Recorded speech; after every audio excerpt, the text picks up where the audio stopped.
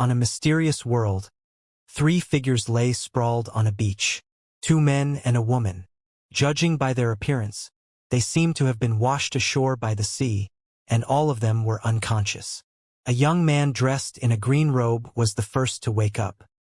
His eyelids fluttered, and as he opened his eyes, the first thing he saw was the white sandy beach and the greenery on the island. What is this place? The awakened man slowly got up, looking around at everything with a sense of shock. It wasn't the island's scenery that surprised him, but a feeling of powerlessness. Where is my divine power? The young man clenched his hands, talking to himself. A moment ago he was a sword god with surging sword intent, but now he was as powerless as a child.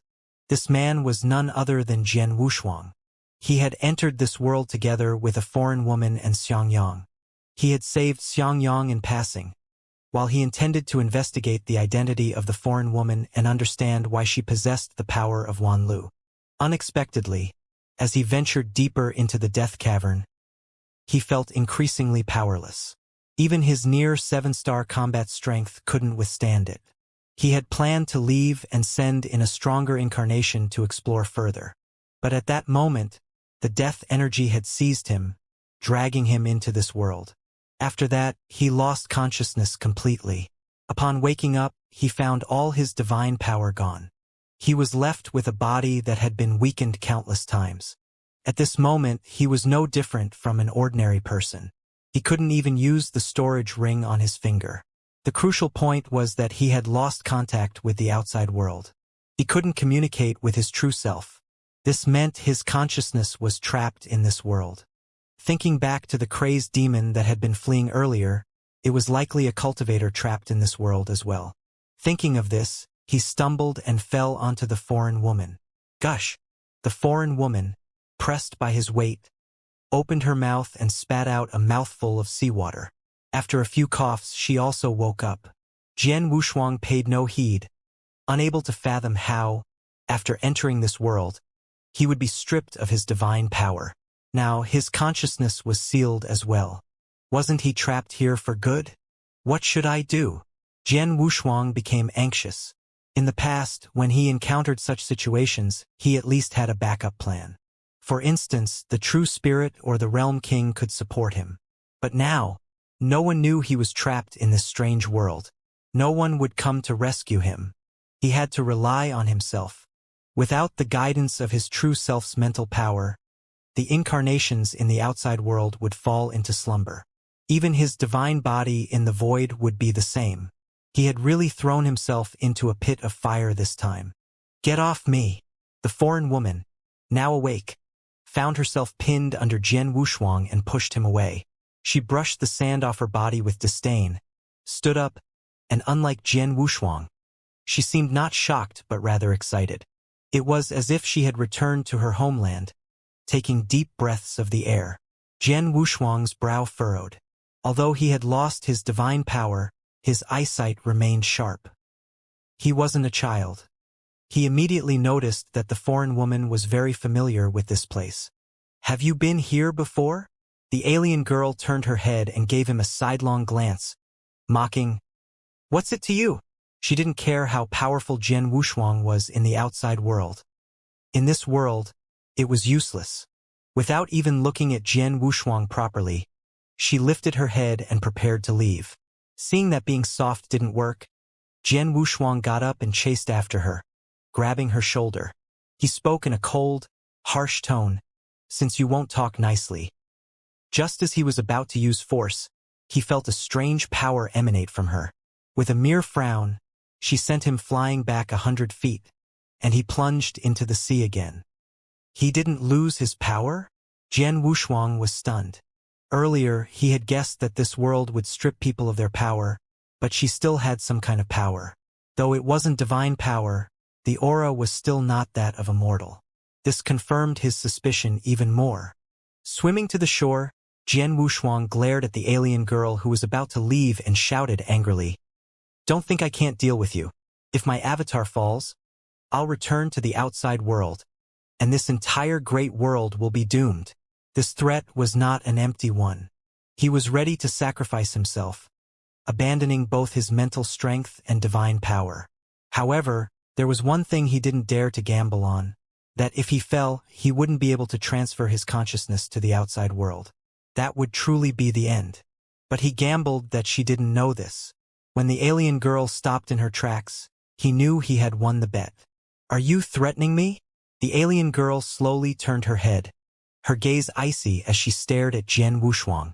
A wave of murderous intent hit Jian Wushuang, almost making him lose his footing. But having experienced many life-and-death situations, he wasn't going to be scared by a girl, even if he had lost all his power. Standing firm, he said resolutely, "You can think of it that way. Humph. Then just die." The alien girl sneered and prepared to leave directly. Jian Wushuang didn't expect her to be so straightforward. She didn't care about his threat at all. He had thought it would work. Just then, a voice called out to the alien girl. "Xing Luo, is that you?" Hearing this voice, the alien girl froze. This time, she didn't show the indifference she had towards Jian Wushuang, but a sorrow that was hard to describe. Finally, she replied in a trembling voice, "Xing Luo is already dead. I'm not her. You can't fool me." Xianxia stood up, ignoring the peculiarities of the place, and walked straight towards the alien girl. "Why did you abandon me back then? Why?" Xianxia's voice was heart-wrenching. This left Jian Wushuang confused. He didn't expect the two to have a past, and their relationship seemed unusual. The alien girl, Xing Luo, took a deep breath, glanced sideways at Xianxia, and said softly, "If you want to know, swim 30 miles southeast. I'll be waiting there." With that, her figure rose into the air, and that power erupted again. Unfortunately, this power was very weak, like a mortal just beginning to practice, relying on ordinary energy to support the body. Naturally, her strength wasn't impressive. Watching her back, Xianxia didn't hesitate and prepared to leap up, only to realize that his divine power was long gone. He looked at Jian Wushuang in surprise. "What happened? How should I know?" "Swim." Jian Wushuang spread his hands, helpless. They had no choice but to follow her instructions. The two of them headed southeast, diving into the vast ocean. Years of cultivation had made them forget how fragile a mortal body was. After swimming less than 3 miles, they were both on the verge of collapse. They swam purely on willpower. 30 miles took them the entire day. If not for encountering a giant sea turtle, the two would have drowned in the sea. Jian Wushuang had never been so frustrated. Back when he was tempering his body, he could compare to the gods even with a mortal body. Now he was in this state. In the outside world, he was a 9th tribulation universe god. Midnight, the two finally swam to shore. There was a pier built by mortals here. Even at night, it was brightly lit with people coming and going. Seeing two young men in melted clothes swimming over from the sea, everyone widened their eyes, looking incredulous. Who? Jian Wushuang dragged his exhausted body, sprawling on the dock, panting heavily. Next to him, Xianxia was even worse off, unable to catch his breath. A few porters, curious about the spectacle, walked up and asked softly, "Young masters, what happened to you?" Because Jian Wushuang and Xianxia were dressed well, these porters were quite polite. But Xianxia was too naive, perhaps never having experienced the mortal world, and he immediately gave away their situation. Jian Wushuang wanted to stop him but couldn't. As soon as Xianxia regained some strength, he loudly proclaimed his identity and mentioned he was searching for Xing Luo. Seeing the noble young man before them being completely out of touch, the porter's eyes showed disbelief. What fire god mountain, what giant deer city? They had never heard of these places, but they did notice the jade pendant hanging from Xianxia's waist, their eyes revealing a greedy gleam. "Old third, that jade pendant looks nice. If we took it, we could enjoy ourselves in town for a while." A sly-looking porter showed a greedy look but didn't have the courage, so he nudged a sturdy porter next to him to try and get some benefits from Jian Wushuang and Xianxia. The burly porter glared at him and sneered, "Do you think I'm that kind of person? Let me tell you, Chun Matzi, if you dare cause trouble at the pier, I'll be the first to deal with you." After saying that, he turned and scolded the others. What are you looking at? Don't you have work to do? Get back to work. As soon as the burly porter spoke, the onlookers all shrank back, not daring to disobey, and quickly turned to leave. However, Chun Matzi couldn't help but look back at Jian Wushuang and Xiangyang as he left. After the others left, the burly porter spoke to Xiangyang. I've never heard of any fire god mountain or giant deer city, but there is a small island 30 miles away, probably Oasis Island. It's quite something that you young masters with such delicate skin could swim over from there. Also, the nearest big city from here is Yong City, and this is Chishui Pier in Qingshan Town. If you have acquaintances, you can send a letter to have someone pick you up. If not, you can wait at the pier. There will be merchant ships traveling the river to Yong City, and you can take one of those. The burly porter's words were quite polite, and he even pointed them in the right direction. But Xiangyang couldn't listen, shouting and searching for Xing Luo. This made everyone at the pier look over. The highest 3-story building on the pier lit up, and an elderly man stepped out, questioning, "Who's San? What's going on? Who's shouting?" "Master Lu." 2 people floated in from the sea, saying they want to go to some giant deer city, Fire God Mountain. Husan replied truthfully. Master Lu frowned, looked at Jian Wushuang and Xiangyang through the dim light. His eyes softened, and he said calmly, "Bring them up."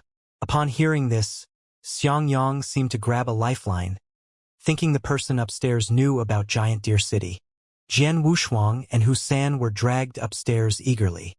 However, Husan, walking ahead, clearly showed signs of hesitation, and there was a hint of worry in his eyes when he looked at the 2 of them. The rough-looking man before them seemed intimidating but was kind-hearted deep down. This was the insight Jian Wushuang had gained from his many years of experience. Xiangyang, stop dreaming. Let me tell you honestly, this world is different from the realm god continent. Don't fantasize.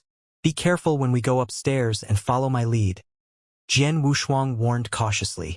He regretted not informing Xiangyang about the situation here earlier. Upon hearing Jian Wushuang's words, Xiangyang visibly paused, showing disbelief in his eyes. However, recalling Jian Wushuang's strength outside, he began to think Jian Wushuang might be telling the truth.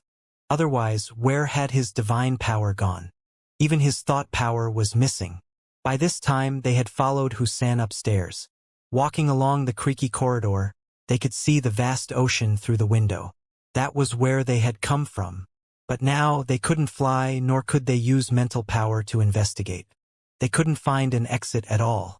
Their only hope was to find Xing Luo, who surely knew the secrets of this great world. The only one who could help him leave this world was Xing Luo, or the aura of Wan Lu on her. Following Husan into the only room on the 3rd floor, a pungent smell immediately interrupted Jian Wushuang's thoughts, causing him to look over in annoyance. He saw a man known as Master Lu lying diagonally on the bed, smoking a dry tobacco pipe, with an ugly but well-built woman leaning beside him. It had been a long time since Jian Wushuang had seen such a combination of appearance and demeanor. The women he had encountered were all extraordinary. Otherwise, they wouldn't catch his eye. Yet, this ugly woman in the room didn't even spare a glance at them, as if looking down on them. The pungent smell came from under the bed, and what it was needed no explanation. Master Lu, I've brought them, Husan cautiously reminded as he stood before the bed. Master Lu nodded slightly and then opened his eyes to scrutinize Jian Wushuang and Xiangyang before saying indifferently, "Judging by your looks, are you from a noble family?" "No," Jian Wushuang replied before Xiangyang could speak. "Heh. Still unwilling to tell the truth even here?" Master Lu sneered. He was a dominant figure at the Chishui Wharf, akin to a local emperor. He had been to Yong City and seen the big world. With a glance, he could tell that Jian Wushuang and Xiangyang were wealthy escapees from some merchant ship. Recently, with unrest in Yong City, many nobles were fleeing to the sea. So he mistook Jian Wushuang and Xiangyang for rich escapees. In peaceful times, he might have been wary, but now, with those nobles fleeing towards the chillying sea, he had no concerns. He immediately signaled Husan to search them. "How dare you touch me?" Xiangyang almost jumped up at this, unable to bear Master Lu's gaze. In the past, not even universe masters would dare scold him like this, let alone a mere mortal. Wuxian frowned and hesitated to act, but seeing Lu Ye's unyielding gaze, he could only say coldly, "Behave yourselves, hand over everything you have, or you won't leave Chilling Wharf alive." Xiangyang listened to him. Jian Wushuang took a deep breath. If it came to a fight, although he wasn't as strong as Wuxian, his martial arts skills would make it easy to take him down. But that would be too messy. He could tell that Wuxian wasn't a bad person. At most, he could give him some of his accessories. After all, these things held no value to him now. He handed them over without hesitation. Casually, he took off the diamond-encrusted hat and bracelet from his wrist. However, he kept the mustard seed. In case his spiritual power returned, there were still things inside that he could use. Luckily, he wasn't his true self. Otherwise, he would have had to give the beast god weapon and the myriad tribulation sword to mere mortals. TSK, you're quite cooperative. Wuxian, get them some new clothes and let them settle down at the wharf. All right, I'll arrange it right away. Wuxian seemed to breathe a sigh of relief and quickly called Jian Wushuang and Xiangyang to leave. After descending the wooden building, Wuxian let out a long breath, glanced at Jian Wushuang, and praised, "Not bad, kid. You know how to bend and stretch. If you had dared to resist just now, you'd be feeding the fish by now. Cut the crap. What do you want?" Xiangyang couldn't help but question. Wuxian touched his chin and said indifferently, "I won't do anything to you, but Lu Yi might not be so kind." With that, he ignored Xiangyang and walked straight to a row of thatched huts, pointing to an empty one. "Get in there. From now on, you two are porters at Chilling Wharf. If you have any problems, come to me." Porters. Xiangyang was taken aback at first, then looked at the emaciated men who were neither human nor ghost, his eye twitching, and he burst into laughter. Jian Wushuang shrugged. Without saying a word, he pulled Xiangyang into the hut. Still somewhat defiant, Xiangyang shouted, "Jian Wushuang, you're a universe god, and you're just going to let mortals treat you like this? What else can I do?" Jian Wushuang spread his hands helplessly. "Let them chop us up to feed the fish? That would be less humiliating than this." Xiangyang was still dissatisfied. Jian Wushuang's face turned cold. He raised his hand and slapped Xiangyang across the face. As a mortal, Xiangyang immediately felt a burning pain on his cheek. Without his powers, he was nothing now. Even ordinary physical pain was unbearable for him. The only thing he had left was his identity as a young master. "You hit me?" Xiangyang touched his cheek, his eyes widening as he prepared to fight Jian Wushuang. Though Jian Wushuang was now a mortal, his martial arts skills were exceptional. He lifted his leg and kicked Xiangyang out the door. The kick was so strong that even the sturdy Wuxian would have struggled to withstand it, let alone the frail Xiangyang, who had spent the entire day soaking in the sea. The kick rendered him unable to move, clutching his stomach and unable to make a sound. Jian Wushuang took a deep breath, walked over to Xiangyang, squatted down and said coldly, "Let me tell you, we are both mortals now. Drop your young master act. In this world, we are lower than ants. If you want to survive, you must endure. If you want to return to your former glory, you must listen to me. Understand?" Curled up on the ground, Xiangyang couldn't speak, but it was clear he understood the message, nodding heavily. Seeing that the other party had calmed down, Jian Wushuang helped Xiangyang up, supporting him to lie down on the bed. Unexpectedly, Xiangyang started to cry at this moment. Although it seemed somewhat ridiculous, thinking about it, it also seemed normal. He had become a mere mortal. Wasn't crying normal? After a moment of easing the tension, Jian Wushuang finally got to the point. "What exactly is going on with Xing Luo?" Upon hearing the name Xing Luo, Xiangyang coughed dryly, his eyes reddening as he spoke. "She was a little beggar my elder brother and I picked up in Giant Deer City. You should have heard what happened later. My elder brother and I became enemies because of her, and Xing Luo chose an elder from the family and became his concubine. At that time, my strength was still weak. I begged my elder brother to rescue Xing Luo because I didn't believe she went willingly, but he refused. I'm not interested in that. Just tell me what Xing Luo has to do with this world. If your Xiang family knows about her powers, and why you keep targeting Twilight Plains. A series of questions left Xiangyang dumbfounded. He looked at Jian Wushuang in astonishment. Jian Wushuang then realized that Xiangyang was just a pawn used by his family or perhaps even by Xing Luo. How could he know the actual situation? Seeing his bewildered expression, Jian Wushuang could only sigh helplessly. Spent a lifetime hunting eagles and now... He never expected that the trap he set would end up ensnaring himself, falling into this great world, losing everything from the outside, even being subjected to a tribulation by mortals, nearly stripped of his clothes. Just as he thought of this, footsteps sounded outside the door. The person who came in was Husan, holding 2 sets of black hemp clothes. He casually threw one set to Xiangyang on the bed and turned to Jian Wushuang, saying, "Don't just stand there. Take off your clothes. These are better for working." Speak of the devil. Jian Wushuang could only comply helplessly. In fact, he could have escaped with Xiangyang or even on his own. But as a mortal now, where could he go? The priority now was to find Xing Luo. However, upon reaching the dock, he couldn't find a trace of Xing Luo. Most likely, he had been tricked by the other side. But Jian Wushuang still held a sliver of hope, hoping that Xing Luo would appear and, for Xiangyang's sake, tell him the secrets of this world or a way out. As long as he got out, he swore to shatter this place. He vowed to use all his divine power, to elevate his divine power to perfection and break this place, to quell the hatred in his heart. But for now, he had to face reality.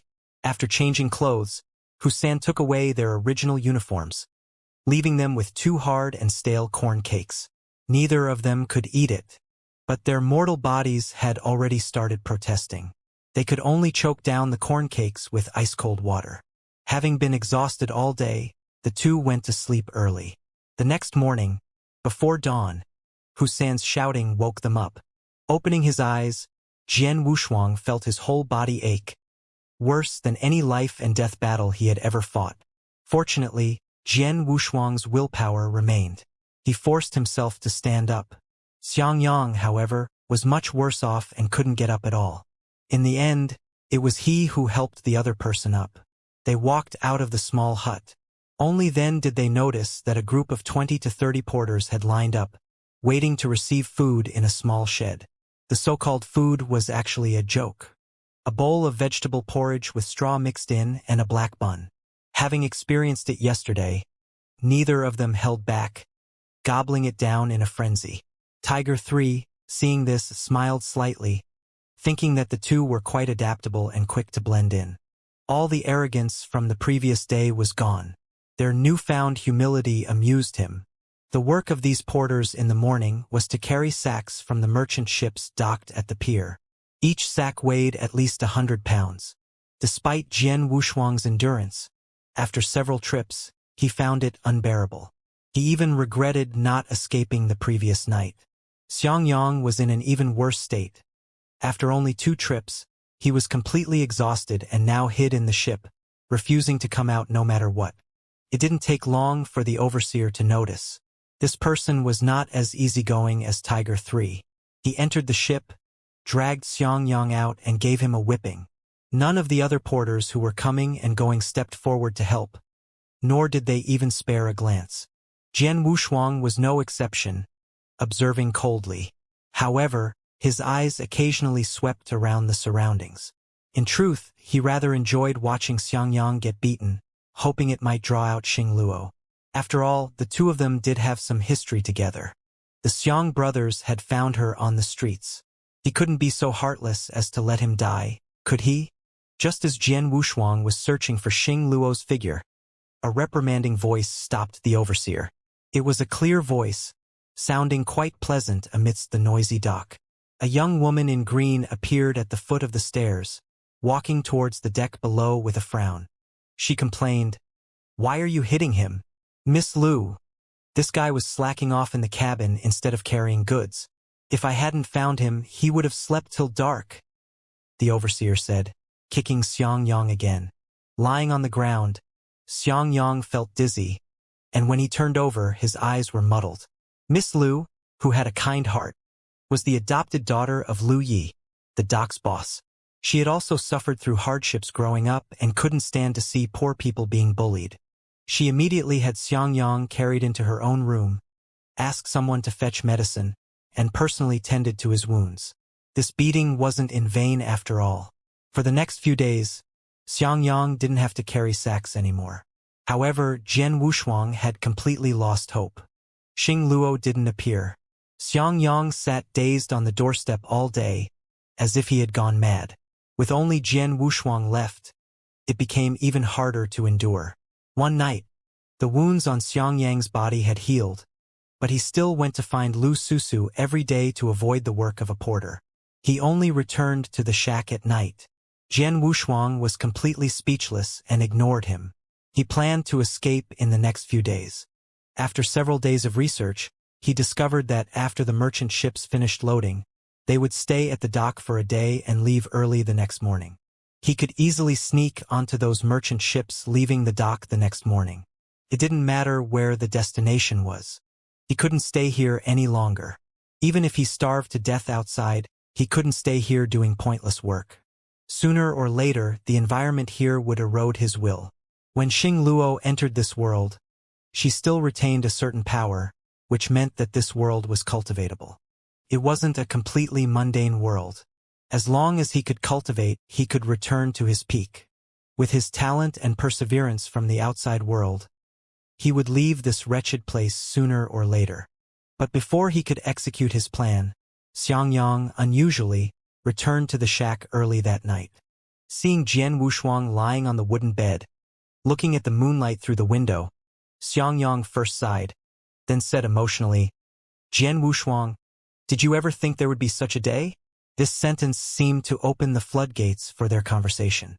After all, Jian Wushuang was determined to escape tomorrow, so he spoke freely. They talked about past experiences. It wasn't as if he had never experienced the mundane world. He had been to countless magical worlds. In the consciousness realm, he had even seen the ultimate mysteries of the starry sky. His vast knowledge was far beyond what Xiangyang could compare. He said a lot, making Xiangyang's eyes more resolute. "I figured out long ago that you're not an ordinary person. When you hid in my Xiang family, you must have had an agenda. But there's one thing I don't understand. Why choose the Xiang family? If I'm not mistaken, your true strength should be that of a 4-star universe god. Or even stronger." Xiangyang's guess wasn't wrong. He had deduced it from the Zhu family. Jian Wushuang was able to kill many strong Zhu family members, definitely possessing the combat power of a 4-star universe god. But why would such a powerful super expert hide in the Xiang family and be brotherly with him for so many years? Jian Wushuang was silent for a while and then said calmly, "For the divine tribulation, do you believe it? TSK. This is the funniest joke I've ever heard." Xiangyang couldn't help but burst into laughter. Jian Wushuang himself laughed out loud too. It was indeed ridiculous. With his ability to shatter spacetime at will, no one would believe he wasn't a universe god. But he really wasn't a universe god. If he were, he wouldn't have come to such a remote place in the wild ancient domain. But then again, if he became a universe god or a spacetime god or an unprecedented deity, perhaps he should go to the starry sky. Sigh! Jian Wushuang sighed deeply in his heart. In the northern spacetime, he thought he was omnipotent, seeing the future of time and everything in the past. Yet he couldn't find his own timeline. He wanted to see his past self or his future self. The future. Speaking of which, this was the path pointed out by Master Xianyi. But how long would he have to wait for the ultimate? The future is very long. Could be infinite. At this moment, he didn't know how far he was from that time. But Jian Wushuang could feel that after entering this great world, he felt closer. A great world hidden in the wild ancient domain.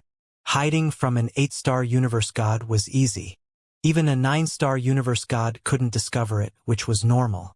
The only thing beyond his comprehension was that this world shielded his consciousness. It isolated his true self. Moreover, his true self was sealed, so he could only watch. His true self even lost consciousness. If he were trapped here and couldn't get out, it would be equivalent to falling. That was the most terrifying thing. And since this great world had such special rules, it must be the work of a super-existence. The Realm King couldn't do this. It was either the Great Realm King or some super-existence in the starry sky. Plus, the aura on Xing Luo. He quickly thought of Zamasu. Could it be Zamasu's doing? But then he thought again and found it unnecessary. Why create this world? At least he couldn't see its purpose now. He still needed to explore slowly. And exploration required strength. If he were just a mortal with a short lifespan of 100 years, he wouldn't be able to traverse this world. After entering this world, he felt his physical body aging. His chin had grown stubble, a sign of life passing. Lying on the wooden bed, both of them fell into silence. Jian Wushuang recalled his own experiences and then turned to look at Xianxia. He couldn't be sure if the other person was still of any use. If not, he would leave alone tomorrow. But he was also worried that if Xing Luo came back to look for Xianxia, he would miss a great opportunity. On the path of cultivation, he had never been afraid. As long as someone guided him with his talent and determination, he could quickly become the pinnacle of this great world. There was no way he would lead an unremarkable life. After hesitating for a long time, he finally spoke. Xianxia, do you plan to stay at this dock for the rest of your life? What else? Xianxia replied in a resigned tone, with a piece of straw in his mouth and a vacant look in his eyes. He had no choice. He had experienced too little. As a scion of a family, he had never gone through the mundane times, nor had he faced many setbacks. All along, he had cultivated to become immortal, seeking to become a god. He had endless opportunities given to him. Now, encountering such a situation, having some awareness was already good enough. But what Jian Wushuang did not expect was that Xianxia suddenly sat up, his eyes focused, staring at him heavily, and said, Jian Wushuang, are you planning to escape? This question made Jian Wushuang frown, but he did not deny it and nodded silently. Really? Heh. Xianxia, do you think I enjoy carrying sacks? Jian Wushuang shook his head and smiled bitterly. He suddenly felt that the other party was too naive, thinking that his lack of resistance and daily labor meant he had integrated into this place. But how could that be?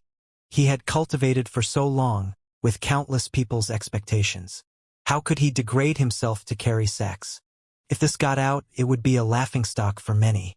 Whether on the Realm God continent or in the northern spacetime, many people looked up to him. With such blessings, Jian Wushuang could not possibly bow down in this small place. Hearing his firm voice, Xiangyang's tone lowered significantly. Actually, I've been thinking about how to escape for a long time, just afraid you wouldn't dare. Not dare? Let me tell you, I've been through many of these mundane worlds, but every time I win. This time won't be an exception. I swear that once I leave this world, I will smash it to pieces. Jian Wushuang said through gritted teeth. This wretched place that shielded his mind was definitely not simple. But no matter whose scheme it was, if it was against him, he would not hold back. Haha, I thought you were giving up. Didn't expect you to think the same as me. Sooner or later, we'll leave this damned place. And before I go, I plan to destroy this dock. Xiangyang said excitedly.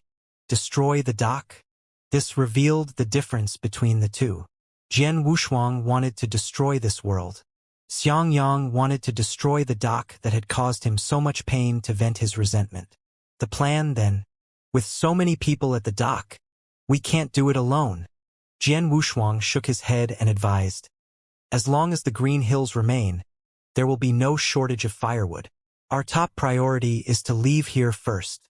No, I can't just sneak away. You don't know how that madman Yang tortured me. I won't leave just like this. I must kill him. Xiangyang clenched his fists. Yang Madman was the supervisor of the dock. He was different from Husan. Husan was the leader of the dock workers. Although he didn't have to do manual labor, his power wasn't as great as Yang Madman's. Currently, this dock was led by Master Lu, with his two capable assistants being Yang Madman and Husan. Husan was simple-minded and kind-hearted, earning the respect of many dock workers. But young Madman was different. He often tormented some of the workers. Even if they weren't slacking off, if he didn't like the look of someone, they would still get whipped. After the whipping, it was best to act normal and continue carrying sacks. Otherwise, he would hit even harder until the worker was severely injured. Then he would throw them into the shed to fend for themselves. So all the workers at the dock feared him, but they dared not speak out against him. If they were lucky, Lu Susu would intervene. If not, they would be thrown into the sea to feed the fish. Jian Wushuang had also suffered under him, but fortunately, he had strong willpower. Unlike Xianxia, who was beaten until he curled up on the ground. No matter what, Jian Wushuang had once been a super strong person and could not be frightened by mere mortals. Destroying the dock is difficult, but if you want revenge, I can help you kill young Madman. Jian Wushuang's voice carried a hint of murderous intent. Young Madman's body wasn't particularly burly. He was only 7 feet tall. Both Jian Wushuang and Xianxia were 8 feet tall. Although not as tall as the 9-foot Husan, dealing with a young Madman was easy, especially with a sneak attack.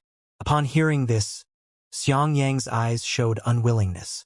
He also wanted to kill Master Lu, the greatest demon of this dock. He regarded human lives as nothing. He was also Lu Susu's adoptive father. Jian Wushuang hadn't expected Xiangyang to have such a heavy killing intent and was a bit worried that he might go astray even before starting his path of cultivation. After all, it took great courage to cultivate again.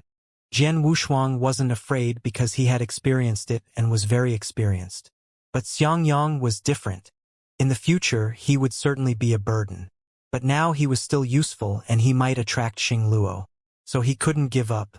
For now, Jian Wushuang agreed to give it a try. As for escaping tomorrow, he hadn't mentioned it, because he wasn't planning to escape alone. That night, the two discussed their next steps. They decided to find an opportunity within 3 days to kill young Madman and then force Master Lu. As long as they dealt with these two, the dock workers wouldn't resist because they were already numb. To them, it would just be a change of rulers. But before doing all this, they needed to deal with one person. And that was Husan. Because even if they killed Master Lu, the dock workers would just turn to Husan. If Husan didn't let them go, they would still be besieged and killed. Jian Wushuang, with his mortal body, could handle 7 or 8, but more than that he couldn't manage. So with Husan, they had to use their wits. It was laughable. Once upon a time, he could break through the 9 provinces with a single sword, traverse the universe with one breath. The man with the sword could shatter the skies and charge through the cosmos. But now, he had to use his brain against a mere mortal brute. Thinking of this, a wave of drowsiness hit, and Jian Wushuang fell into a deep sleep. In his dreams, he saw scenes from the past. But when he woke up, it was a living hell for him. In his days, he saw a figure in his dream.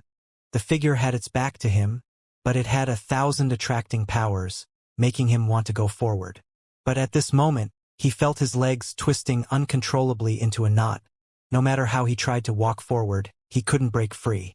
He wanted to shout but couldn't make a sound. He could only stare at the figure. Who is that? The more Jian Wushuang looked, the more familiar it seemed, but he couldn't remember the person's name. In his days, someone woke him up. He opened his eyes. He saw Xiangyang, who frowned and said in surprise, "Jian Wushuang, did you have a nightmare? Don't be too tense. They are just some mortals." Jian Wushuang didn't pay attention to him. He suddenly stood up and wiped the sweat from his forehead. After taking a few deep breaths, he said firmly, "Proceed as planned." Then someone walked out of the shack. The sky outside hadn't fully brightened yet. He walked familiarly to a well, drew a bucket of ice-cold water, drank 2 big mouthfuls with a ladle, and still unsatisfied, poured some over his head. Only then did he feel a bit more awake. He washed his face, finally regaining his spirit. At this time, when he tried to recall the dream, it had already become blurry. He didn't pay it much mind, just thinking he was overthinking. By now, people were already lining up for food at the shack. He stepped to the back of the line. Just as he steadied himself, someone kicked him from behind. "You bastard. Your food has already been taken, and you're still lining up." Although Jian Wushuang had some basic martial skills, his current body wasn't very resistant to blows. That kick sent him sprawling to the ground. He struggled to get up from the muddy ground and turned to see the furious young madman, and the thorny short whip at his waist. With eyes full of killing intent, Jian Wushuang didn't waste words. He picked up the broken bowl from the ground, and while bending down, a subtle killing intent flashed in his eyes. Let him jump around for a few more days. He only had a few days left to live anyway. Now, he also understood Xiangyang's thoughts. Being bullied by young madman for so long, it was really impossible to let go of this grudge without killing him. He threw the bowl back into the shack and saw the mud on Xiangyang's body, knowing that this guy had also been beaten. Their food had just been taken away. But both of them smiled slightly, proving their suspicions were correct. Recently, because Xiangyang had been taken care of by Lu Susu, young madman got jealous. In fact, everyone at the dock had some resentment towards Xiangyang. There was no helping it. There were over 100 people at Chishui dock, but only 2 women. One was monopolized by Lu Yi, and the other was Lu Ye's adopted daughter. Usually, just seeing Lu Susu's face could make the porters, who had never touched a woman, feel delighted. But when they saw Lu Susu getting close to Xiangyang and even being gentle with him, their hatred intensified. Especially young madman, who repeatedly went to Husan to argue. He wanted Xiangyang to rejoin the porters' ranks. But Husan refused every time. Even without Lu Susu's inquiry, he directly refused. This left Xiangyang and Jian Wushuang somewhat puzzled. Logically, Husan and Lu Susu were childhood friends. Husan should have been the angriest. But not only was Husan not angry, he even protected Xiangyang. This made Jian Wushuang touch his chin and think to himself, could it be that Husan doesn't like women? He then dismissed this thought. Morning work was the most exhausting. This was because 3 merchant ships had arrived last night. They had already unloaded 2 ships by noon. The afternoon would be a bit easier.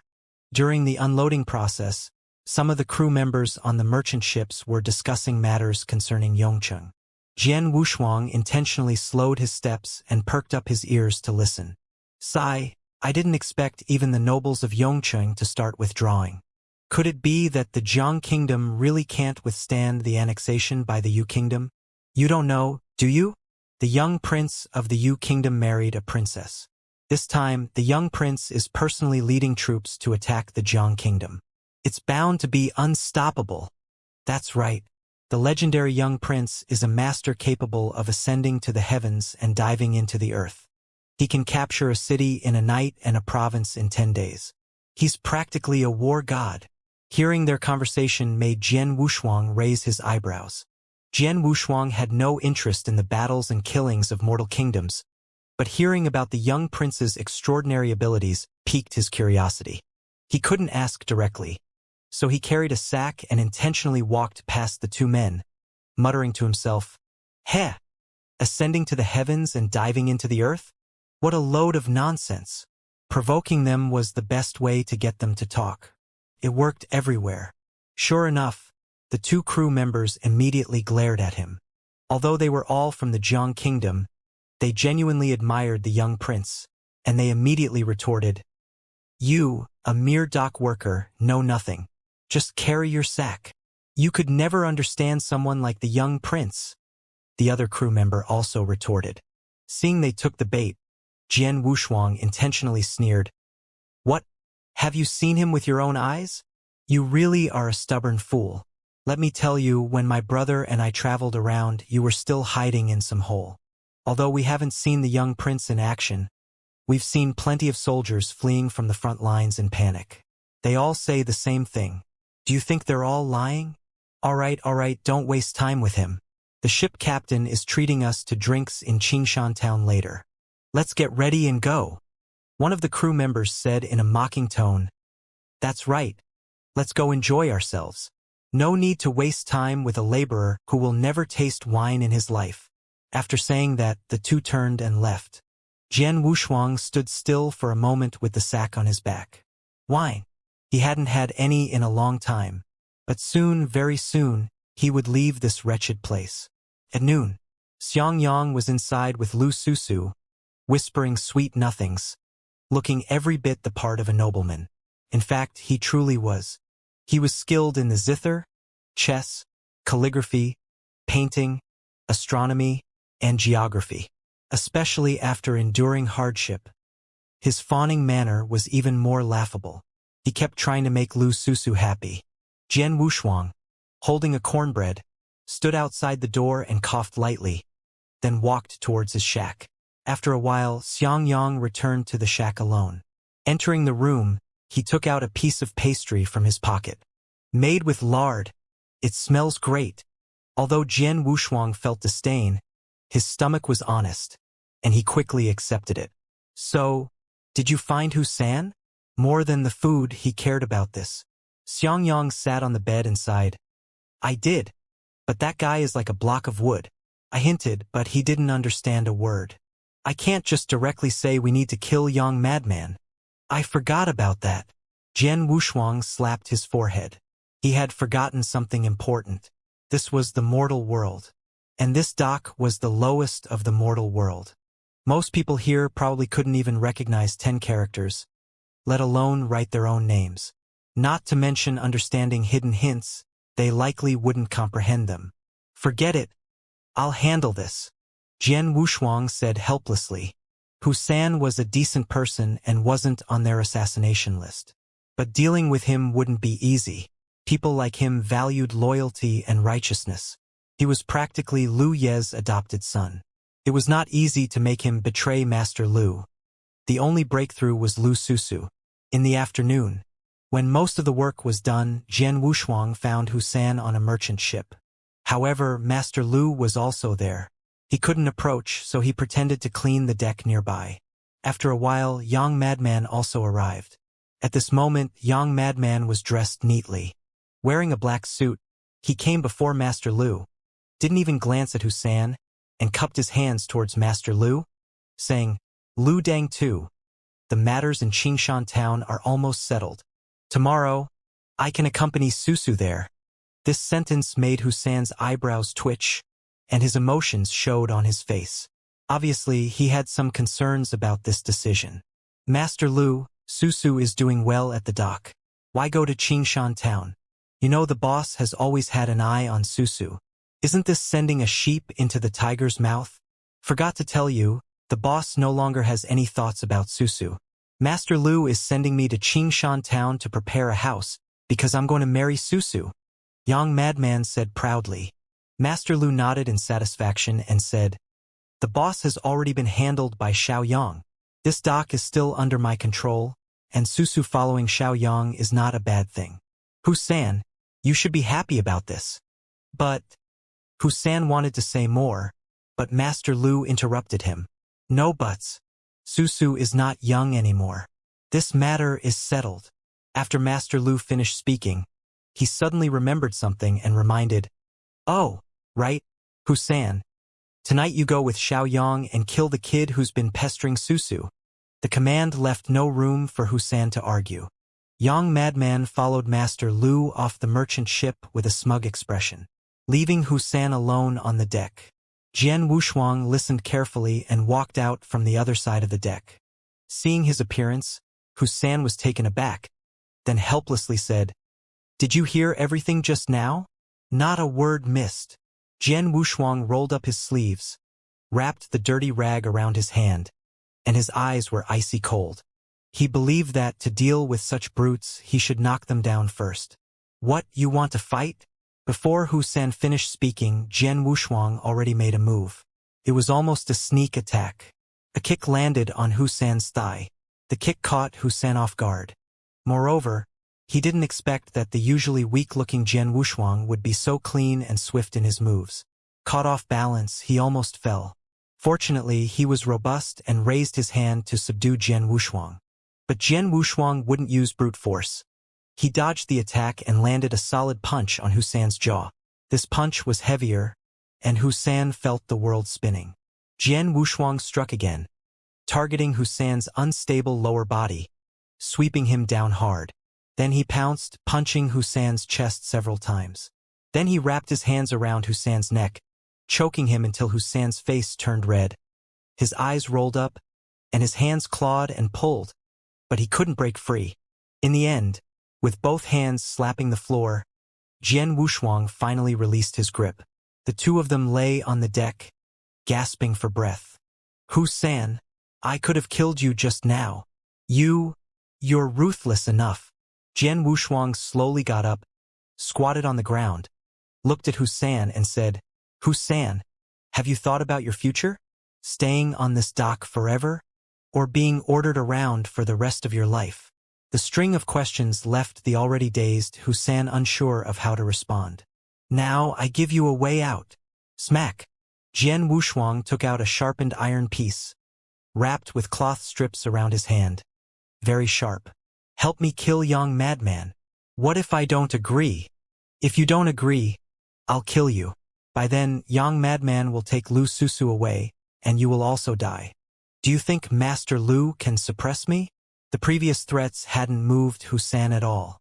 But hearing that Lu Susu would be taken away by young madman, he immediately woke up and sprang to his feet. You can kill me, but you can't kill Master Lu. If Master Lu dies, young madman will definitely bully Susu. These were his true feelings.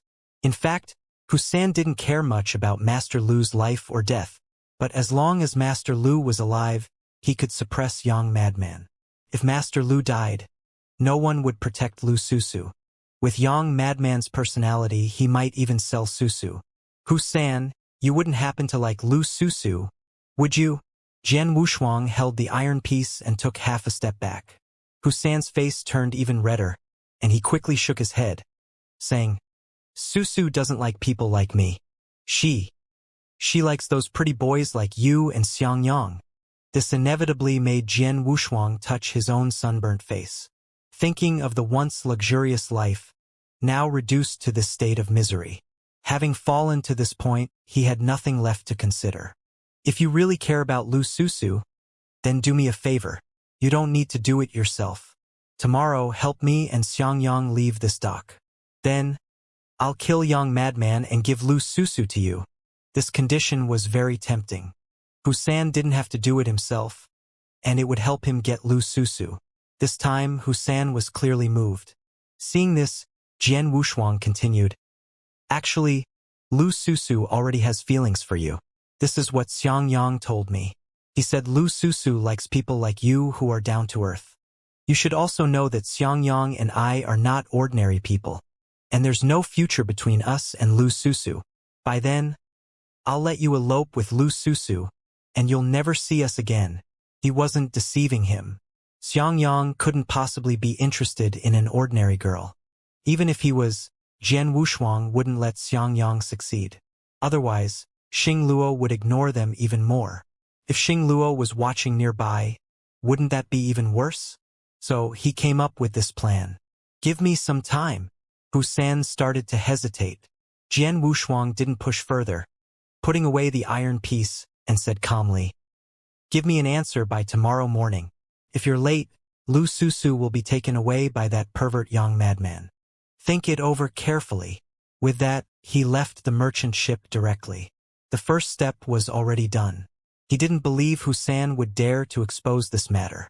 If he did, both he and Xiangyang would be finished. Although he wasn't worried, he still needed to be cautious. At night, while everyone was asleep, he and Xiangyang took turns keeping watch. They kept an eye on Hussein, fearing he would go to snitch, and also afraid that Hussein would join young madman to take down Xiangyang. Fortunately, Hussein was genuinely honest, or perhaps he was considering what Jian Wushuang had said, and stayed inside his house the whole time. Young madman, however, went to Hussein's shack once, probably to discuss taking down Xiangyang, but was put off by Hussein, who said he would handle it himself after young madman left. Young madman, although hating Xiangyang, was also hesitant to act alone. He feared Lu Susu would resent him for it. Stepping out of the shack, he continued to keep an eye on Lu Susu's room. He was clearly getting impatient. This made Xiangyang grind his teeth in hatred. Just wait. Tomorrow will be your death day. Early the next morning, As soon as the porters started their work, young madman got ready and prepared to leave the dock with Lu Susu. Of course, he didn't mention why they were going to Qingshan town this time. He simply said that Master Lu had instructed them to go purchase some supplies. Lu Susu, being simple-minded, believed him. Before leaving, she said goodbye to Xianxia and advised Husan to treat him better. Jian Wushuang, standing nearby, nudged Xianxia with his elbow, teasing, "That girl is quite fond of you." "Well, she was trained by none other than me," Xianxia boasted. Not long after, Master Lu also came downstairs. He called out to young madman, "Xiaoyang, no need to rush off. News came from the town last night. The Lu family's commercial ship will arrive here today. You and Susu can take the carriage back. Save you from walking." Coming downstairs, he continued, "I don't know what the owner is thinking, insisting that the third young master also guard this dock. I might have to go to Qingshan town myself. We can go together then." Hearing this, young madman's face immediately darkened. With this change, his trip would be less enjoyable. Moreover, if Master Lu went back to Qingshan town and didn't return Lu Susu, the prize within his grasp might slip away. Faced with this sudden change, Jian Wushuang and Xiangyang were a bit caught off guard. But for now, they could only take things one step at a time, because Lu Susu was about to leave soon. With no one to protect Xiangyang this time, he could only follow Jian Wushuang to carry sacks. By the time the sun was high in the sky, Master Lu and the others showed no signs of leaving. At this point, Husan approached them and whispered, "Master Lu is waiting for the Lu family's young master's commercial ship, which might not arrive until noon. Plans have changed, but the action remains the same." After saying this, the three of them went about their work. During these days, Xiangyang's body had recovered quite well. He no longer panted when carrying sacks. By noon, a warship, larger than the other commercial ships, arrived from the sea, and everyone stopped their work. Master Lu ordered everyone to line up properly to welcome the third young master of the Lu family. The warship docked. Master Lu stood at the front of the dock with young madman and Lu Susu. Young Master Lu. At this moment, Master Lu was extremely humble, completely different from the dock's tyrant. On the deck of the warship, a young man with a tall figure dressed in standard armor slowly walked down the gangplank. Behind him, dozens of soldiers disembarked as well. These people carried an aura of sternness. Clearly, they had come straight from the battlefield. Husan whispered a brief introduction from the side. "This is the third young master of the dock owner's family and also a colonel in Jiang country. He commands 2,000 soldiers in Yongqing. The Lu family can dominate Qingshan town because of this third young master, so Boss Lu is very polite to him." Yongqing. Jian Wushuang frowned. He hadn't escaped yet.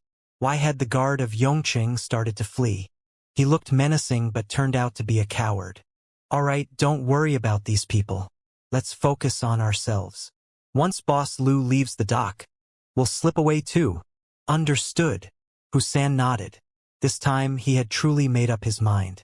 On the other side, Boss Lu brought the third young master of the Lu family into the small building, vacating Lu Susu's room to specially entertain him. During the banquet, Lu Susu and young madman were both present. The third young master of the Lu family, who appeared proper, lost his facade at the wine table. He was just a wine sack and rice bag. Otherwise, he wouldn't have fled from Yongqing. Given the current situation, the Yu country was about to attack Yongqing. Throughout the banquet, young Master Lu kept staring at Lu Susu.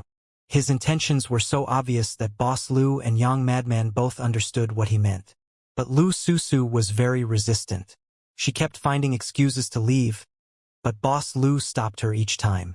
Husan frowned every time he delivered wine. By the afternoon, Boss Lu showed no signs of leaving. According to Husan, this time young Master Lu came here to leave an escape route for some noble in Yongqing. Although Jian Wushuang hadn't seen the map of their location, he could deduce it. Jiang country was near the sea, among the 6 prefectures under its jurisdiction, for were close to the coastline. Once the Yu country fully attacked, Jiang country would only have one escape route, which was to flee toward the sea. On the other side of the sea, there was also a continent. In fact, the two continents were connected. This was considered an inland sea, with only one outlet leading to the vast ocean. On the other side of the sea, there was another dynasty which was much stronger than Jiang country and even Yu country. These nobles could enjoy themselves wherever they fled, provided they could escape and carry enough wealth with them. Thus, young Master Lu had come. He brought news good for Boss Lu but bad for Jiang country. The Yu country would soon reach Binhai prefecture. At that time, it would likely flee without a fight. Yongcheng wouldn't even attempt to defend, and small towns like Qingshan town without station troops would naturally be doomed. So, the properties Boss Lu wanted to set up in Qingshan town would become worthless. The Lu family would escape by then, and they were Boss Lu's backing. Naturally, he had to follow his backers. After learning this, he desperately fawned over the third young master of the Lu family. Young madman, seeing the situation, immediately distanced himself from Lu Susu. Knowing that young Master Lu was interested in Lu Susu, he even deliberately pushed her towards him at the wine table. This angered Boss Lu. If someone were to give her away, it should be him, not young madman, that lackey. But there was nothing he could do. Young madman was originally from the Lu family, which was why he arranged Lu Susu to marry him. But now, with a new, more powerful backer, he naturally had to switch sides. Both men had the same idea, but both wanted that leverage. Unlike their rivalry, young Master Lu enjoyed the situation. He ate and drank heartily. However, Husan, squatting outside the door, had an exceptionally cold gaze. He never expected Boss Lu to be so heartless and unfeeling towards his adopted daughter. Boss Lu was a traveling bodyguard in his early years. But after suffering an internal injury, he settled in Qingshan town. He had picked up both him and Lu Susu from the street. Later, for unknown reasons, he became attached to the Lu family and became even colder, especially after young madman arrived. But to repay his kindness, he always obeyed Boss Lu. This time, for Lu Susu, he chose to resist. Listening to the noise inside the room, he stood up and walked towards the shack where Jian Wushuang and Xiangyang were. It's time to act. Those soldiers are almost drunk. Now? Xiangyang hesitated. Jian Wushuang, however, remained calm. He had done this sort of thing many times and naturally wouldn't be nervous. All right, but we still need to wait a little longer. He looked at Husan. Currently, Husan was very anxious, but he was still missing one thing. That was anger. Husan needed to get angry. Only then would he be able to unleash his full potential. Moreover, there were still 4 soldiers guarding the warship. The few inside the cabin were all drunk. They posed little threat. But these 4 were different. Their murderous aura was even stronger. They were men who had seen blood. Not easy to deal with. Moreover, the 4 of them had been staying in the cabin, and it seemed like they were guarding something when meals were delivered. If his guess was correct, the items these men were guarding were likely the property of a certain noble in Yongcheng. They couldn't escape empty-handed. These items would be useful to them as well. Even if they didn't attack them, once they made a move against Master Lu and young madman, young Master Lu wouldn't just stand by. Since they had to face them sooner or later, they might as well ambush and kill these 4 first. After making up his mind, Jian Wushuang asked Xiangyang to keep an eye on the people in the bamboo building. He and Husan then headed to the warship. Although Husan looked like a bear with his massive, powerful build, when it came to actually killing people, he was as timid as a maiden, hesitant and shaky. The stick in his hand was trembling. Jian Wushuang patted his back and comforted him. Stay behind me. I'll make the first move and you just follow up with a strike. Make it as quick as possible. Got it. Husan nodded heavily. He was completely on this thieving ship now. Yesterday he didn't dare to kill young madman, but today he dared to kill government soldiers. That's the effect of anger. Jian Wushuang walked in front, holding a long knife behind his back. Soldiers, enjoying your meal?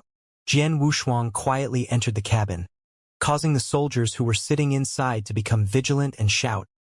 Who let you in here? Get out immediately. Young Master Lu sent me. He said he wanted to reward you. This sentence made the 4 of them visibly relax. They let go of their grips on their swords. but Jian Wushuang's knife was already in action. The knife, known for its ruthlessness, unlike the sword, but Jian Wushuang was equally fast with a knife. He suddenly struck, slashing the throat of one soldier, blood spurting out instantly. But Jian Wushuang's knife did not stop. It went straight for the next one, giving them no chance to draw their swords. Several slashes, instantly killing two, and the remaining two were severely injured and fell, also taken down by the stick-wielding Husan who followed. Whether they were dead or alive was unknown. Jian Wushuang wiped the blood off his face and said calmly, "Let's go. Time to find the main target." As the two of them exited the cabin, from a distance they saw someone being thrown out of the bamboo building. It was Xianxia. Jian Wushuang's lips curved into a smile. This was part of his plan too. Jian Wushuang planned to send Xianxia to cause trouble and provoke young Master Lu. That way, Lu Susu would risk her life to save him. As a result, the enraged third young Master Lu would surely act out. After all, he had been mingling in Yong City for so long that getting women was as easy as beckoning them over. A village girl daring to resist, how could she have a good outcome? Just as Jian Wushuang expected, the moment Lu Susu tried to intervene, third young Master Lu slapped her aside. "You wretch! Dare to think of other men while drinking with me? Today, I'll make sure you learn your lesson." Clang! Third young Master Lu drew his sword, intending to slash Xianxia. But Lu Susu threw herself in the way to block him. At that moment, Jian Wushuang and Husan rushed in, especially Husan, who erupted with an unstoppable momentum, and his long staff no longer trembled as he swung it toward third young Master Lu's head. Old Master Lu and young Madman, who hadn't drunk much and were the most sober, originally intended to stop third young Master Lu, but upon seeing Husan's furious charge, they were stunned. Seeing the blood-covered Jian Wushuang was like witnessing a demon. Thud! Before third young Master Lu could react, there was a muffled sound. Husan's staff struck third young Master Lu. The slightly drunk soldiers sobered up instantly but found their knives had already been taken. Jian Wushuang then drew his sword again, cutting down the unsteady soldiers to the ground. The commotion attracted all the porters, who quickly gathered around. But seeing the blood-soaked ground, they turned pale and dared not approach. Jian Wushuang, holding his sword, stood at the threshold and declared loudly, "These defeated and fleeing soldiers came to the docks to commit evil, randomly beating and killing porters, forcibly taking women, and even laying hands on Miss Lu. They deserve to die." His righteous words immediately established his stance. Young Madman, however, couldn't accept this. In his eyes, the Lu family was supreme, especially this third young Master Lu. He roared angrily, "Jian Wushuang, you dare kill a court officer on your own? Men, help me tie him up and take him to the authorities for a reward." He wasn't foolish, but unfortunately, no one moved at his command. If Husan had said it, perhaps some might have acted. Old Master Lu wasn't foolish either. He could see Jian Wushuang had incited Husan and knew resisting now meant certain death. Xianxia climbed up from the ground, dusted off his clothes, ignored the frightened Lu Susu beside him, walked to Jian Wushuang, and motioned for his sword. Jian Wushuang casually tossed it over. He then picked up third young Master Lu's sword from the ground. The moment he grasped the hilt, he felt a surge of confidence.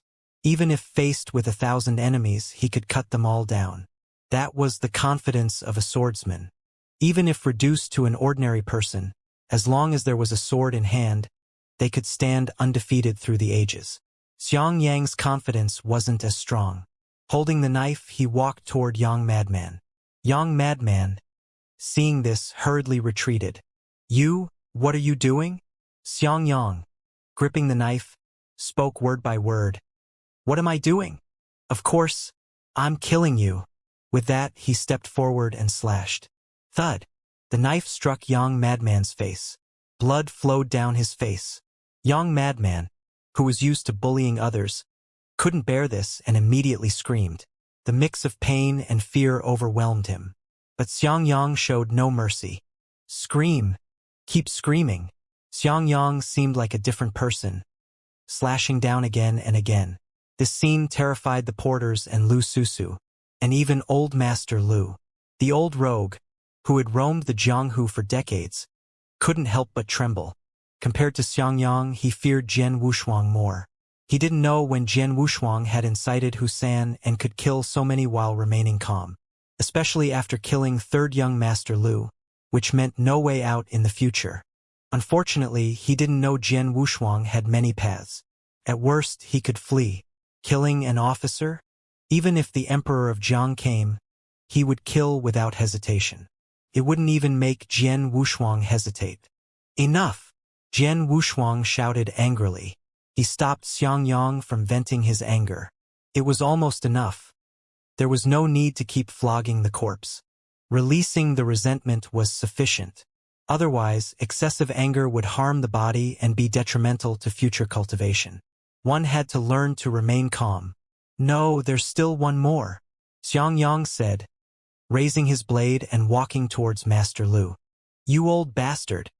You enjoyed stripping me naked back then, didn't you? In fact, Master Lu never said much to them. It was always Yang Madman who tortured Xiangyang and Jian Wushuang. That was because Xiangyang had initially gotten close to Lu Susu. Killing Master Lu depended on the situation. If it were in the wilderness with no one around, killing him would be inconsequential. But now, killing Master Lu in front of Lu Susu and Husan seemed unnecessary. It would be better to appease these people and make use of them. Then they could divide the treasures and escape. Otherwise, with so much gold, silver, and jewels, he and Xiangyang wouldn't be able to take it all. Although the path of cultivation didn't require these things, to embark on it, one needed to first accumulate wealth. Two stinky beggars weren't even qualified to ask for directions. But Xiangyang didn't care about any of this at the moment and was about to chop Master Lu with his blade. Lu Susu, being kind-hearted, certainly didn't want her foster father to be killed by her beloved, so she rushed over to seize the blade. Get lost! At this moment, Xiangyang was particularly scummy. He pushed Lu Susu away, just like Lu San Gongzi. Husan couldn't stand this and immediately kicked Xiangyang over. The knife in Xiangyang's hand fell at that moment. Master Lu, with quick hands and sharp eyes, immediately reached for the knife to counterattack. But Jian Wushuang wasn't just standing around. He drew his sword, and the tip pierced Master Lu's wrist. Old man, you better behave. He didn't harbor much hatred towards Master Lu and didn't go for the kill, thinking the old man might be useful later. However, Husan thought Jian Wushuang intended to kill them all and angrily shouted, Jian Wushuang, you promised me. Don't worry, I won't break my word, he replied indifferently. It was just a woman. He wasn't as shameless as Xiangyang, and wouldn't kill the donkey after it had done its work. But at that moment, Xiangyang angrily got up. He picked up the knife and slashed at Master Lu. Husan was distracted and couldn't stop him in time, but Lu Susu stepped in to block it. The blade directly struck Lu Susu's neck. Blood spurted instantly. Hot blood poured out, splashing onto Xiangyang's face. Husan's pupils suddenly contracted. Xiangyang! He almost roared. Lifting the wooden stick, he charged straight at Xiangyang without any hesitation. If this blow landed, Xiangyang would be done for. Jian Wushuang had no choice but to intervene. Before the stick could strike Xiangyang's head, he slashed off Husan's arm with his sword. The stick, along with the severed arm, fell to the ground. Husan howled in despair. Lu Susu died with her eyes open. Master Lu sat paralyzed on the ground, holding the deceased Lu Susu, though he had always been an opportunist with a heart of stone. At this moment, tears flowed from his eyes. Xiangyang, however, acted as if nothing had happened. He nodded at Jian Wushuang and said, Nice swordsmanship. With that, he was ready to strike again. Jian Wushuang couldn't stand it anymore. That's enough, because the porters were starting to stir. He feared that if Xiangyang continued killing, it would incite a riot among the porters. Someone muttered that if Lu San Gongzi died here, they would all be doomed. Now all eyes were on him and Xiangyang. It wasn't for anything else. It was simply to save their own lives, and they wanted to hand the two of them over to the authorities. These people had been weak since childhood, Otherwise, they wouldn't have endured being bullied by young madman without daring to resist. At this moment, their hostility towards them was entirely driven by the desire to survive. It was indeed a sad situation. Jian Wushuang casually wiped the blood off his sword. In reality, these porters no longer posed a threat to the two of them. With a sword in hand, killing these people was no difficult task. But there was no need to do so. Listen up, everyone. I offer you a path to wealth. On that warship, there are treasures you can enjoy for a lifetime. You can take the money and start a new life on the other side of the sea. Jian Wushuang hit the key point. With his analysis, all the porters were tempted.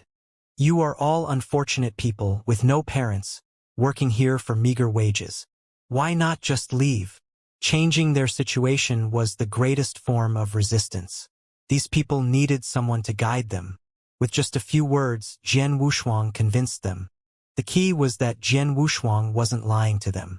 He asked Xianxia to watch over the paralyzed Master Lu and the severely injured Husan. Then, he led the porters to divide the gold and silver treasures.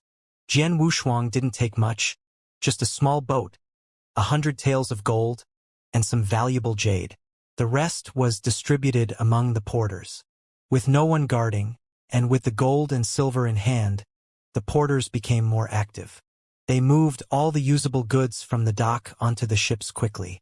They cleaned out the warehouse, for this was their profession after all. With these supplies, they wouldn't starve for 2 years at sea. And having worked at the docks for years, they naturally knew how to sail. Speaking of sailing, all the crew members on the ships were killed. These people posed no threat. They posed no threat to Jian Wushuang, so they wouldn't die. But the porters had become ruthless. They killed all the crew members. They prepared 7 or 8 merchant ships and 1 warship. About 100 people set sail just like that. Watching the ships leave the dock, Jian Wushuang didn't feel happy for these people. Instead, he felt sorrow for those who would soon be oppressed by them. The sky gradually darkened. Inside the bamboo building, Jian Wushuang bandaged Husan's wounds. As for Master Lu, he was tied upstairs by Xianxia, along with the ugly woman. Jian Wushuang, look at this. Xianxia ran into the house with a cheerful expression, holding 2 robes. These were the clothes they wore when they arrived. Jian Wushuang didn't even lift his eyelids, and said calmly, "What's the use of these things? TSK, although we are down and out, this outfit represents our past and future. We can't let these people ruin it." With that, he threw Jian Wushuang's clothes over. Guess whose room these clothes were in? Husan's. How did you know? Xianxia was surprised. Jian Wushuang shrugged and said calmly, "I guessed." In fact, he had seen it. Husan had told him before that he would return the clothes when they left. Husan was honest and thick-skinned but actually meticulous. He thought Jian Wushuang and Xianxia's identities were not simple. He didn't want them to stay at the dock. To avoid bringing trouble to Master Lu, he intended to find an opportunity to let them go. But unexpectedly, the trouble didn't come from outside, but from within. "Xianxia, pack up. Let's leave tonight." "All right." Xianxia nodded heavily. After venting during the day, Xianxia had regained some sanity. He also had ambitions now. But this ambition might bring great changes to this world. Perhaps in the future, this world would see the rise of a demon, bringing endless destruction. Watching Xianxia's back, Jian Wushuang turned to look at the lying Husan and said sincerely, "Husan, I'm sorry this time." Jian Wushuang had originally thought his plan was perfect, but unforeseen changes had resulted in the current situation. He had forgotten how long it had been since he last apologized to anyone.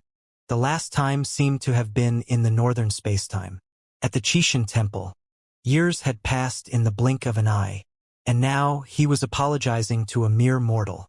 Husan, lying on the ground, believed his end was near. He spoke coldly, "Jian Wushuang, I don't blame you.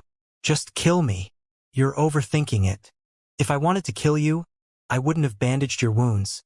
Jian Wushuang replied with a faint smile. He casually took out a money pouch from his bosom.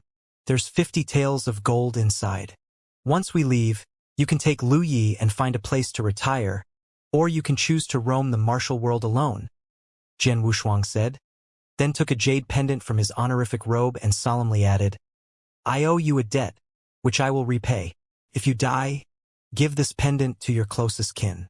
I will repay my debt eventually. Busan was stunned by these words. Jian Wushuang then took his clothes and left the bamboo house. He went back to the well, removed his blood-stained clothes, and washed off the blood with the cold well water. After changing into his honorific robe, he tore off the excess parts to make it more practical. Once he was ready, Jian Wushuang and Xianxia left the Chishui wharf that night. They boarded a small boat but didn't head to the other side of the sea.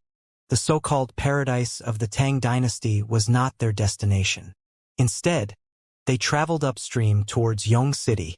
The small boat entered the canal from the coast. After paying some tolls along the way, they smoothly entered the inland via the canal. Binhai Prefecture was vast. It had 4 county cities. Yong City was one of them. It was also the forefront of Binhai Prefecture's defense. 3,000 soldiers were stationed here. Young Master Lu San was originally one of the 3 major captains. However, he lost himself while trying to secure a future with the nobility. At this time, the nobles were likely unaware. Jian Wushuang's destination was Yong City. According to his plan, he would first integrate with some local nobles to gather information about the true nature of this world, at least to get a large map. However, when they went ashore and reached a small town, they discovered that maps were controlled items. Ordinary people couldn't obtain them. With no other choice, Jian Wushuang bought 2 fast horses and decided to enter Yong City with Xianxia. Although the canal could take them directly to Yong City, Jian Wushuang chose to travel by land to be safe. However, this route led them into an encounter with mountain bandits. While passing through a bamboo forest, they were stopped by a group of bandits. This road was opened by me, this tree. No need to say more. We're all travelers in the martial world. Here is some silver. Consider it a treat for you all. Jian Wushuang interrupted, tossing a money pouch. There were 20 taels of silver inside, which they had exchanged at the bank. After all, gold was too valuable and could attract unwanted attention. So they exchanged it for silver notes and silver. Seeing Jian Wushuang's straightforward manner, the bandit leader cupped his hands and politely said, Brother, you're generous. If this place weren't so desolate, I'd surely invite you for a drink. Since you're in a hurry, let's leave it for next time. Jian Wushuang finished speaking and made way for them. Jian Wushuang and Xianxia were just about to pass through. Suddenly, a cold arrow came flying toward them. Fortunately, Jian Wushuang's reaction was quick enough. He dodged it. However, Xianxia behind him wasn't as agile. Luckily, the arrow hit the horse's leg instead. The startled horse reared, and Xianxia, unsteady in his seat, fell off. Then more arrows came flying toward them. The bandits were immediately thrown into a panic. Oh no, it's the authorities. Everyone, scatter. But as they fled, Jian Wushuang and Xianxia were left in a tight spot. To avoid the arrows, both of their swift horses were shot down. Jian Wushuang signaled to Xianxia to escape with the bandits. They couldn't stay where they were, for even if they weren't bandits, they might be mistaken for them and get killed. They had to evade. Never assume those in the government are all good people. These were chaotic times. Bandits were everywhere. It was peculiar that these bandits here were being eradicated. Moreover, the archers shooting indiscriminately were definitely not ordinary enforcers. They must have been soldiers sent specifically. If they stayed put, they'd be either shot or interrogated. If they couldn't explain themselves, they'd end up in trouble anyway. Both men had no clear identity. So, they had no choice but to flee up the mountain with the bandits. Ironically, they ran faster than the bandits. Seeing this, the bandit leader, who had previously blocked their way, exclaimed in surprise, So, you two are also from the underworld. Heh, just trying to survive. Besides, there's no good people among the authorities. If we stayed, who knows what false charges they'd put on us. Hearing this, the bandit leader admired Jian Wushuang even more and invited, If you two don't have a place to go, Why not come with us to the small dock? A dock? Hearing this, Jian Wushuang and Xiangyang felt uneasy, but they had no better options. They reluctantly agreed. The bandits were familiar with the mountain paths. They led them through twists and turns, quickly losing the pursuers. After another hour's walk, they reached the small dock the bandit leader had mentioned. Only then did Jian Wushuang and Xiangyang understand why it was called a small dock. Because it was really small. There was only one large warehouse and a dock that could only accommodate 3 boats. It was a riverside dock. Nothing compared to the Chishui dock where they had been. But in one aspect it was much better than Chishui dock. When the bandits returned, they called the porters and laborers brothers, and some bandits even put down their weapons to help at the dock. It seemed they were just laborers. Don't laugh at us, brothers. We're not truly ruthless bandits. Just some poor workers trying to make a living. Of course not. Jian Wushuang shook his head. This was much better than those so-called legitimate docks. At least these laborers weren't being whipped or bullied. It was somewhat ironic. However, upon hearing that the goods on these merchant ships were all looted, Jian Wushuang withdrew his earlier thoughts. But seeing these people working so happily was still better than the previous dock. After chatting a bit with the bandit leader, they introduced themselves. Jian Wushuang and Xiangyang claimed to be pirates of the high seas. They said they had come from the eastern sea of the Tang dynasty, hoping to survive in Yu country. Hearing they were from the Tang dynasty, the bandit leader, Scarred Xian, got excited. Brothers from the Tang dynasty, that's great. Scarred Xian quickly led them to the warehouse. Apart from storing goods, there was a long table inside, about 7 or 8 zhang long, capable of seating dozens of people. They arrived at the warehouse. Scar Sui greeted everyone one by one. Second leader, Brother Dao, Scarred Sui. Each title made Jian Wushuang and Xiangyang suppress their laughter. From the introductions, they learned that not only were there bandits here, but also their families. There were only about 100 skilled robbers, but they had to take care of a total of 600 family members. There was no other way. In this era, if you didn't engage in this trade, even surviving was a problem. Moreover, they could be considered honorable thieves, robbing only merchant ships or government ships. Ordinary folks had nothing worth stealing anyway. Scar Sui led them to a small, partitioned living room and invited them to sit down. Rest here for a bit. I'll go get my big brother. Today, we must have a good drink together. Hearing this, Jian Wushuang and Xiangyang couldn't help but swallow. They hadn't had a proper meal at a tavern since they were on the road. They had planned to eat and drink heartily once they reached Yong City. Unexpectedly, they were robbed by bandits. If getting robbed wasn't bad enough, they also encountered soldiers suppressing bandits. By sheer luck, they ended up in this bandit den. As Scar Sui left, Xiangyang licked his lips and teased. Who would have thought our first meal and drink would be here? The two of them hadn't eaten meat in over a month, and they were drooling over the pork pastries. They couldn't wait any longer. They momentarily forgot they were in a bandit den. They didn't even worry about the bandits potentially killing them. This time, they didn't overthink it. The other side didn't think too much either. Before long, Scar Sui returned with the big brother he had mentioned. I am Wang Luan. Greetings, brothers. I am Jian Wushuang, and this is Xiangyang. The two replied in unison. Engaging in a chivalrous exchange, they talked for quite a while. In truth, they didn't discuss much of substance. Mainly because Jian Wushuang and Xiangyang knew nothing about the Great Tang. They had to make things up as they went along. Fortunately, this was the mundane world. These bandits had never even left Binhai Prefecture, let alone knew what the Great Tang was like. So Jian Wushuang and Xiangyang started bragging. By the end, they forgot what they had said earlier, resulting in many inconsistencies. Thankfully, everyone had drunk a lot, so the details were glossed over. They had a long, enjoyable conversation that night. They exchanged a pile of lies for genuine camaraderie. Caught up in the excitement, Scar Sui and Wang Luan pulled them into a brotherhood pledge. From then on, this small dock had 4 leaders. Big leader Wang Luan, second leader Jian Wushuang, third leader Scar Sui, fourth leader Xiangyang. The 100 or so bandits cheered enthusiastically. This made Jian Wushuang and Xiangyang feel a long-lost sense of respect. It seemed like they had regained some of their initial momentum.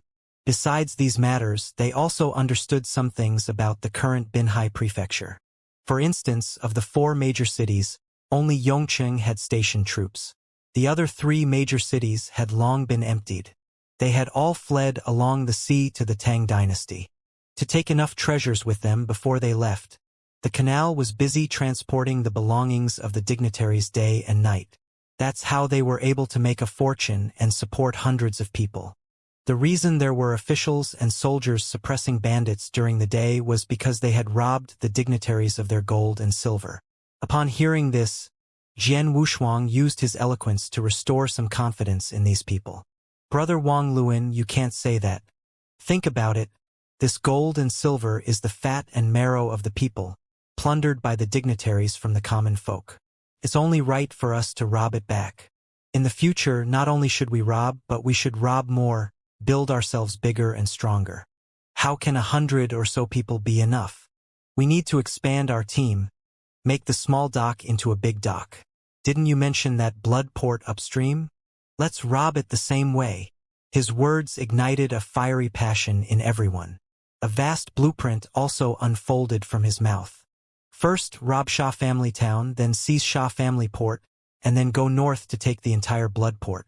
By then, the entire canal will be ours. With money, we can recruit troops and the big brother can become the emperor. Wouldn't that be satisfying? It sounded satisfying indeed. But Jian Wushuang didn't consider that he had drunk alcohol. Now that he was immortal after drinking, he too would become muddle-headed. But the others believed it, especially Xiangyang, who had lost interest in cultivation altogether. Become the emperor. Become the emperor. In the chance of become the emperor, Wang Luan lost himself. Even Scarjuan was the same, shaking Jian Wushuang's arm and saying, "Brother Wushuang, what about me? Can I become the crown prince?" The drinking continued until the next morning. Jian Wushuang woke up groggily. He found himself lying in a large room. Beneath him was soft animal skin. Climbing up, he felt his throat burning with thirst. Hurriedly, he stood up, ran to the table, picked up a pot of tea, and gulped it down. After drinking several big gulps, he finally felt better. He didn't know how much he drank yesterday, but he woke up with a headache. Shaking his head, he leaned against the animal skin. Only then did he remember the words he said yesterday. He felt embarrassed and somewhat regretful. However, he also learned about the world outside Jiang Kingdom from Wang Luan. The place they were in was called the 7 Profound States. The 7 Profound States were near the sea. There were 7 major countries within its jurisdiction. Jiang Kingdom and Yu Kingdom were among them. As for the Tang dynasty, it was another continent called Central Divine State. It was rumored to be a continent inhabited by immortals. It was many times larger than the 7 Profound States. Yesterday, he had forgotten about the path of cultivation because he was too happy at the wine table. Now, thinking about it, he felt a bit regretful. Knowing that the Central Divine State had immortals, why was he still waiting here? Growing big and strong was not his goal. Thinking of this, he couldn't help but knock on his head. At this moment, the door opened. A simple-looking maid walked in carrying a basin of water. "Second master, you're awake?" The maid was very obedient and a bit shy. She walked up to Jian Wushuang, put down the basin, took out a towel, and was about to wipe Jian Wushuang's face. Jian Wushuang hurriedly stopped her. "No need. I'll do it myself." He took the towel and wiped his face, feeling a bit more awake, and said, "You are two family member." The maid shook her head and said, "No, I was a maid rescued by Brother Zhuan from a landlord's house. Brother Zhuan asked me to serve second master." "What's your name?" "Second master can call me Qinger," the maid said, stepping forward. Jian Wushuang, having seen big scenes, still felt a bit resistant to a little maid. Quickly waved her off and asked her to call Xiangyang over. Without needing to ask, Xiangyang had also become the 4th master in their mouths. One drink had surprisingly elevated his status. But on second thought, he had lived countless eras. It wouldn't be a loss even if they called him an ancestor. Qinger left, and after a short while, the door opened again. Jian Wushuang saw Xiangyang swaggering over, supporting his waist, with a maid helping him. He had the appearance of an old wealthy landlord. You can go out first. I need to discuss something with Xiang. Fourth master. The little maid obediently nodded softly and left. Xiangyang felt a bit distant and was somewhat displeased, saying, Brother Wushuang, there's no need for this formality. We're all on the same side now. He took a sip from the teacup as he spoke. Jian Wushuang found the scene both infuriating and amusing. Xiangyang, are you planning to become a bandit in the mountains? Of course not. Xiangyang quickly shook his head, but what he said next almost made Jian Wushuang's jaw drop. Our ambition is to establish a dynasty. Didn't you arrange everything yesterday? Wang Luin is the emperor, Scarred Xuan is the crown prince, you're the great general, and I'm the prince. Jian Wushuang pointed at Xiangyang, exasperated. Couldn't you stop me a bit? I tried, but I couldn't stop you. There was no way around it. They had indeed drunk a bit too much. Jian Wushuang couldn't blame Xiangyang any further and could only shake his head with a bitter smile before taking another large gulp of tea. Seeing this, Xiangyang sighed. You drank too much yesterday. I kept signaling you, but you didn't notice. I have no objection to making Brother Wang Luin the emperor, but we can't make Scarred Xuan the crown prince. Upon hearing this, Jian Wushuang spat out the tea he hadn't swallowed yet. Turned out Xiangyang was trying to stop that. Why are we here? Jian Wushuang said seriously. Not to become powerful or to gain some ridiculous title. We're here to embark on the path of cultivation. But isn't that still far off? Xiangyang replied with a resigned attitude. While they were arguing, hearty laughter came from outside. Judging by the sound, it was Wang Luin. Brothers, are you sober yet? Wang Luin strode in, followed by Scarred Xuan, who looked groggy, clearly just pulled out of bed. Big brother. Jian Wushuang and Xiangyang quickly stood up. Sit down, we're all family. Wang Luin gestured, displaying an air of authority. The four of them sat down. Wang Luin personally poured tea for everyone. After serving everyone, he said, We were a bit reckless yesterday. It's my fault. I was a bit too abrupt. Jian Wushuang started to say something, thinking that yesterday's wild talk made him seem unreliable. Unexpectedly, Wang Luin lowered his voice and said, Brother Wushuang, it's not your fault.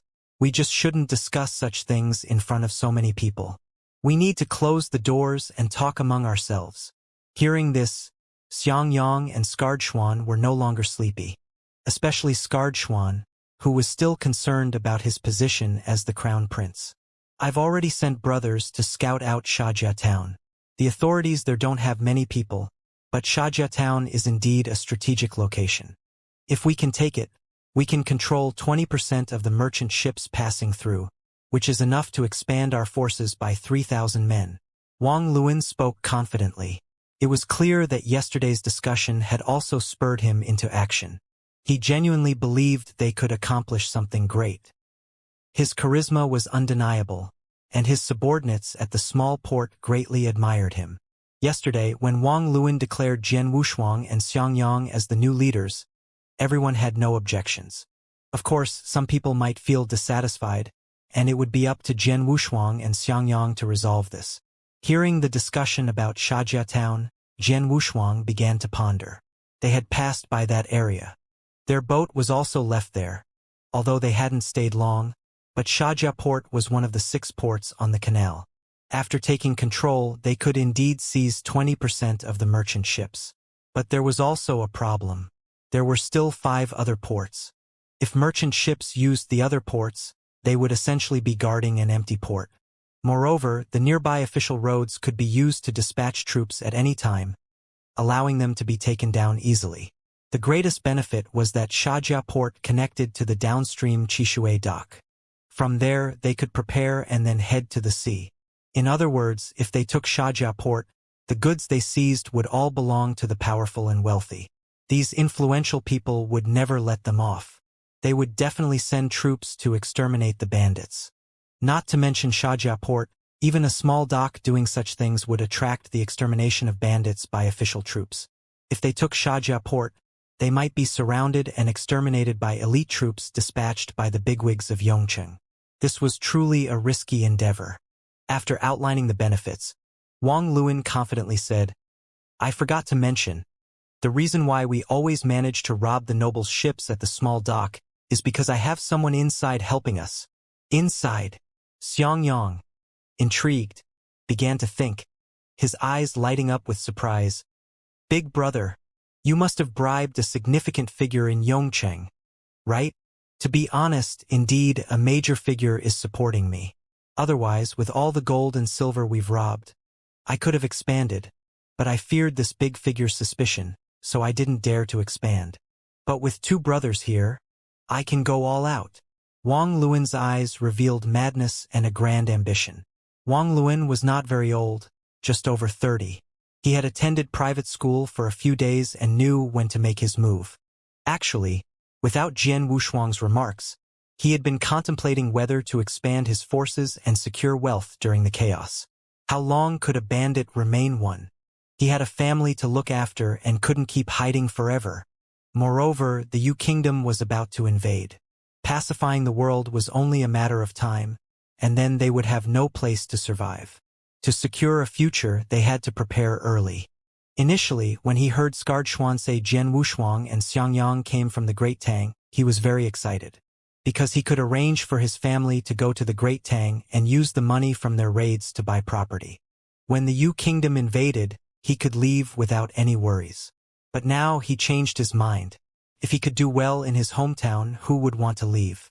If he could establish himself at home, there would be no need to go elsewhere. Establishing a dynasty is indeed a bit abrupt, but in this chaotic world, don't you two brothers want to secure a status and some wealth for yourselves? Wang Luan's words could stimulate any ordinary person, but they did not affect Jian Wushuang. However, there was a possibility for cooperation. He and Xiangyang entered Binhai Prefecture and headed to Yongcheng to find a path to cultivation. But to embark on the path of cultivation, they first had to meet cultivators, or be able to help cultivators, to get noticed by them. Currently, the only notable cultivator he had heard of was the Little Liang King. As for the so-called Tang Immortals Wang Luan mentioned, he didn't even know their names, and would have no idea where to find them if he went to the Great Tang. It was better to try to meet the Little Liang King here. The Little Liang King represented the Yu Kingdom in the campaign against the Jiang Kingdom. If he helped Wang Luan raise an army, he would naturally encounter the Little Liang King. Upon thinking about this, he slowly nodded and said, "I was serious about what I said yesterday. However, I did underestimate the situation at Xia Family Pass. But since Big Brother has support within the Yamen, Xia Family Pass is indeed our best choice." The four of them agreed unanimously. They immediately decided to take down Xia Family Town and seize Xia Family Pass. However, they currently only had about 100 people. Manpower was an issue. Seeing this, Scarred Xian patted his chest and said, "That's easy. We have plenty of captives. We can recruit them into our ranks. I'll handle this." Xiangyang stood up. Although he still had the aura of a noble, he had a knack for winning people's hearts. Otherwise, he wouldn't have been able to recruit so many retainers in the Xiang family back then. Speaking of which, Jian Wushuang was someone he had managed to recruit. Unfortunately, this recruitment had brought disaster to the Xiang family. Everyone had clear assignments. Jian Wushuang and Wang Luan went to the loyalty hall to analyze the details of their next steps. Scarred Xian began preparing equipment, specifically military arms. There were indeed quite a few in the warehouse. These were military arms that the nobles had embezzled and planned to sell in the Tang dynasty. With such corruption, it was no wonder the Jiang kingdom had fallen. By the afternoon, the sun was still high in the sky. The manpower had already been arranged. Xiangyang's eloquence had gathered 50 people. Scarred Xian had also brought in those who had been chopping wood in the mountains from among the families. They had managed to gather another 50 people. This made a total of 100 people, including the original 100 experienced individuals. A 200-strong team appeared in the large loyalty hall. Wang Luan was the first to speak. Brothers, in these chaotic times, our lives are worth less than ants. Our families are displaced without a place to call home. Now there's an opportunity right before us. Are you willing to fight for it? Yes! Everyone shouted in unison. But those captives among them didn't sound as confident, because their families were still scattered everywhere. Next, it was Jian Wushuang's turn. He looked at everyone and continued, "We fight for the future. You may not see the great prospects ahead, so let me explain them clearly. Everyone here today can receive 10 taels of silver each. And that's not all. If something happens, the money will go to your families, including yours." Jian Wushuang pointed at the captives. He took out a piece of paper. On it, each address was written clearly. This was also a threat. If they dared to betray, their families would be finished. Your families will receive 20 taels of silver. If you survive tonight, you can go home tomorrow. You can choose to bring your families to the small dock or continue living like pigs and dogs in these chaotic times. The choice is yours. But when they heard they could immediately receive 10 taels of silver, they all became so excited their faces turned red. In the mundane world, a tael of gold was equivalent to 10 taels of silver, which was worth 100 strings of coins, or 10,000 copper coins. A single copper coin could buy a steamed bun. 10 copper coins could buy a pound of meat. For a family of 5, even if they ate meat at every meal, they wouldn't spend more than 5 strings of coins in a month. 10 taels of silver could last 2 to 3 years of good eating and drinking, or 10 years of being well-fed. How could these people not be excited? Furthermore, Jian Wushuang issued a bounty. Killing an enemy would earn 1 tael of silver. To prevent them from killing innocents, he also issued a military order. This immediately united these people into a cohesive group. Each one was filled with murderous intent.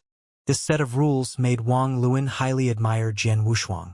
Jian Wushuang was akin to a military strategist, effortlessly forming a formal army with just a few words. And they were full of killing intent. After finishing these arrangements, Jian Wushuang had Xianxia and Scar lead 100 people each to wait in the bamboo forest near Sha Family Town for his signal. He and Wang Luan then rushed to Sha Family Town. They didn't bring anyone with them. When they arrived in Sha Family Town, night had already fallen. There were few people on the streets. Sha Family Town had a small port called Sha Family Port. Normally, passing ships would pay port fees, and some merchant ships would unload goods. They needed many laborers. So most of the young and strong in Sha Family Town worked at the dock. There were more than 500 laborers at the dock. However, these laborers were much better than those at the Chishui dock. The laborers at Chishui dock worked day and night, and one person could do the work of 7 or 8 here. Although the pay was decent, the wages were heavily deducted. These laborers were full of grievances but didn't dare to vent. At this moment, each one left the dock, passed through the street, bought some grain, oil, and salt, and their pockets were cleaner than their faces. And all of this was due to a bully at the dock. The bully Chun Matsi. This man was ruthless and had dozens of thugs under him. He also had connections with the Yamen. The Yamen stationed in Sha Family Town had 10 constables, and the head constable was Chun Matsi's brother-in-law, so he could act arrogantly. Not only did he deduct wages, but he also held power at Sha Family Port, easing the court's pressure. Usually, no bandits dared to rob. The total usable force in Sha Family Town doesn't exceed 50 people, and most of them have no weapons. It's not a threat. Jian Wushuang and Wang Luan surveyed the area and entered a tavern following the light. The port of Sha Family Town was right next to them. Usually, Chun Matsi came here to drink. The two found a seat by the window. After sitting down, Wang Luan lowered his voice and asked, "Brother Wushuang, you didn't bring me here just to scout, did you?" The scouting had long been done. The Yamen people would drink here with Chun Matsi today. A perfect opportunity to catch them all in one net. 200 men against 50 was not a casual fight. But Jian Wushuang didn't think so. He wanted to be thorough. The real threat was not the drunkards and small-time thugs of Sha Family Town. The greatest threat was still over in Yong City. Among the nearby towns of Yong City, only Qingshu town had 300 soldiers, including a team of light cavalry, at least 50 men. The archers from that day were soldiers from Qingshu town. These soldiers could reach Xia family town in an hour at the fastest speed. The cavalry could arrive even quicker, in just half an hour. If they acted rashly and took Xia family town, it would be easy. But finding respite would be difficult. They might have just taken the town when the soldiers from Qingshu town arrived. At that time, facing a regular army, they would be unable to resist, especially the cavalry. Even with his motivation, the conscripts had the will to kill. But having the will without experience was useless. Facing the cavalry, they would be sending themselves to their deaths. So he didn't plan to let the 200 men directly enter Xia family town to act, but had them ambush the paths leading into Xia family town. Brother, don't worry. I've already arranged for Xianxia to lead a team to dig traps. Our opponents are the soldiers from Qingshu town, not these small fry. Wang Luan smiled upon hearing this. I knew you had a thorough plan. I was worried at first. Before he could finish speaking, a shout came from outside. Shopkeeper! Clear the place. With those words, the originally drowsy innkeeper instantly became alert. He quickly ran to the door with a smile on his face. Brother Zhang, where is Master Ma? I heard early this morning that Master Ma was going to visit our little shop. The food and wine are all ready and fresh. Master Ma went to invite Head Constable Wang. He'll be here soon. Clear the place first. There are a lot of people today, so clear all 6 private rooms upstairs and a few tables in the main hall to make sure there's enough space for our brothers. All right, rest assured, I'll take care of it. The innkeeper immediately shouted, Waiter, clear those tables. And for those who just arrived, I'm sorry, but today is Master Ma's treat. Apologies for any inconvenience. The innkeeper, being a clever man, directly shifted the blame to Chen Matzi. Those eating, knowing who Chen Matzi was, quickly packed up their food and drinks and left the inn. Even those who weren't being chased away got up and left to avoid any trouble later. As a result, Jian Wushuang and Wang Luan were spared from being driven out.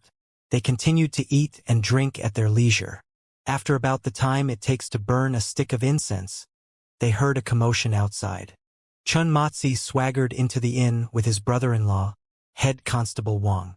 At this moment, the inn was a mix of various types of people.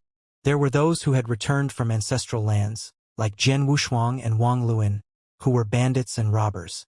Along with the oppressive figure of Head Constable Wang and the bully Chen Matzi, the inn had suddenly become the power center of Xia family town. Jian Wushuang raised an eyebrow as he glanced at Chen Matzi. He wasn't very tall, standing in front of Head Constable Wang. He seemed quite small and unimpressive. He looked like a weakling, not much of a threat. But the men behind him were not so simple. There were 2 burly men as sturdy as towers and 2 lean men with sharp eyes, their gazes like knives. They even had knives strapped to their waists. As for Head Constable Wang, he was said to have bought his position, so there was no need to worry about him. Most of the other constables were useless, but one of them had a cold expression and seemed very displeased with being in such a place.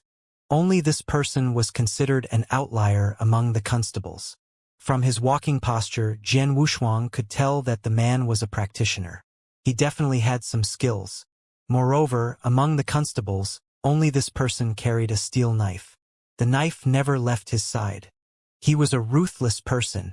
Noticing his attention to that man, Wang Luan lowered his voice and introduced, This guy is the only upright constable in the entire Shajia town. He doesn't even give face to Chen Matzi. I heard that a few days ago, he confiscated a batch of military weapons that Chen Matzi had privately obtained from upstream. They are still under his custody. I guess today's banquet is because of this matter. Is that so? Jian Wushuang raised his eyebrows and continued, Isn't Chen Matzi's brother-in-law a constable? How can a mere small constable not be dealt with? You don't know, Liang Chen, nicknamed Iron Face, doesn't give face to anyone. Wang Luan nodded in admiration. Jian Wushuang was even more puzzled. Such an impartial person without a background would not survive. There were no big shots in Xianxia town to back such a person. Seeing his disbelief, Wang Luan added, I forgot to mention, this guy's father-in-law is an instructor from Qingshan town, who has trained many formidable soldiers in the army. That's why no one dares to touch him. So that's it. Jian Wushuang took a sip of wine and began to ponder. Meanwhile, Chun Matzi and his group had already gone upstairs. 7 or 8 tables were set up in the hall. About 40 to 50 people had arrived. Only half of them could go to the private rooms. The remaining half stayed in the hall. As soon as these people sat down, they began shouting for wine. Behind them was a table of Chun Matzi's thugs. Waiter, where's the wine? We've been calling you for ages, damn it. The black-faced man at the back table, with a fierce look, scared the waiter into trembling as he brought 2 jugs of burning wine. Seeing that they were jugs and not wine jars, the black-faced man became even angrier. He flung the jugs to the ground and angrily shouted, Is this little wine enough for anyone? Bring wine jars. 1 for each. Yes, yes. The waiter nodded frantically in fear. The black-faced man was satisfied with this. But when he saw Jian Wushuang and Wang Luan drinking, he became displeased. Seeing someone drinking before them, he stood up and angrily scolded, Wait a minute. Why are they drinking before us? Do you think Grandpa is inferior to these 2 brats? He then wanted to cause trouble for Jian Wushuang and Wang Luan. At this moment, the shopkeeper came over to apologize. Master He, these 2 are drinking wine from the jugs. Didn't you say it's unsatisfying to drink like this? We'll change it right away. Humph, jugs? Chamber pots more like. Only sissies use jugs to drink, he said, laughing with the others beside him. These words didn't affect Jian Wushuang, but for Wang Luan, a bandit leader, it was an insult. His hand moved to the handle of his knife, and his eyes showed killing intent. Jian Wushuang gave Wang Luan a signal to stay calm and not to act rashly. Seeing this, Wang Luan nodded and retracted his hand from his waist. If they had to act, it wouldn't just be the 2 of them. They needed more people. He casually took out a fire fold and threw it out the window. Soon, flames shot up outside the inn, more than a zhang hai, in the bamboo forest not far away. Seeing the signal, Scarred Xian counted his men and quickly rushed over. He brought with him skilled fighters, at least those who had seen blood, each with a strong upper body and long knives hanging from their waists. There were not many such men, only 20 in total. Scarred Xian didn't know the entire plan. Only Jian Wushuang and Wang Luan knew. Even now, Wang Luan couldn't see Jian Wushuang's entire plan. These 20 men quickly sneaked into Xianxia town. Entering the town, they headed straight for the watchtower. After killing the guards there, they headed towards the inn without stopping. At the entrance of the inn, Scarred Xian, a ruthless person himself, drew his long knife and was the first to rush in. Jian Wushuang's order to him was to kill anyone he saw. There were not many scruples. Moreover, those dock thugs who had been drinking were now groggy, feeling that today's wine was particularly strong. In fact, they had been drugged. Knowing in advance that Chun Matzi would come to this inn today, they had made arrangements. Wang Luan's brother-in-law worked as a waiter in the inn's kitchen. He had taken the opportunity to drug them. From the beginning, he had not planned for everyone to attack Xianxia town. Instead, he had people ambush the reinforcements from Qingshan town on the road. This was also what Wang Luan admired. As soon as Scarred Xian acted, Jian Wushuang and Wang Luan also drew their knives. However, Jian Wushuang drew his sword. With a sword in hand, almost no one around could withstand a single strike from him. Even an ordinary iron sword in Jian Wushuang's hand seemed like a divine sword, especially when dealing with the people at the table behind them. The big black man who had previously scolded Jian Wushuang and Wang Luan stared in disbelief as Jian Wushuang slashed his throat with one strike. At that moment, he fell to the ground, blood spraying everywhere. Wang Luan charged forward, slashing twice more, and cursed angrily. Damn it! Weren't you acting all high and mighty just now? He then swiftly turned and cut down another who was paralyzed with fear, finally feeling relieved. Turning his gaze towards Jian Wushuang, his eyes revealed admiration. Brother Wushuang, your swordsmanship is truly ruthless. If it had been me facing this He, I would have been entangled in a fight for a while. Jian Wushuang shook his head indifferently. This is nothing. The real opponents are upstairs. At this moment, scarred Xian also ran over, covered in blood, and reported to the two of them. We've taken care of everyone downstairs. Let's head upstairs. Just then, a loud crash came from upstairs. The reason why those guys hadn't reacted earlier when they started the fight was because, firstly, they acted too quickly, secondly, there was something wrong with the wine, and thirdly, the door was locked. They had just kicked it open now. But having drunk the tainted wine, they might have been able to kick the door open, but they couldn't fight back.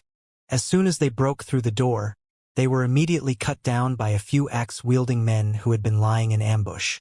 However, Chun Matzi had a few good men on his side too, and they all had knives, but unfortunately, they were too drunk. They couldn't stop them at all. One man, however, managed to cut down 3 skilled fighters in a row and broke through the siege.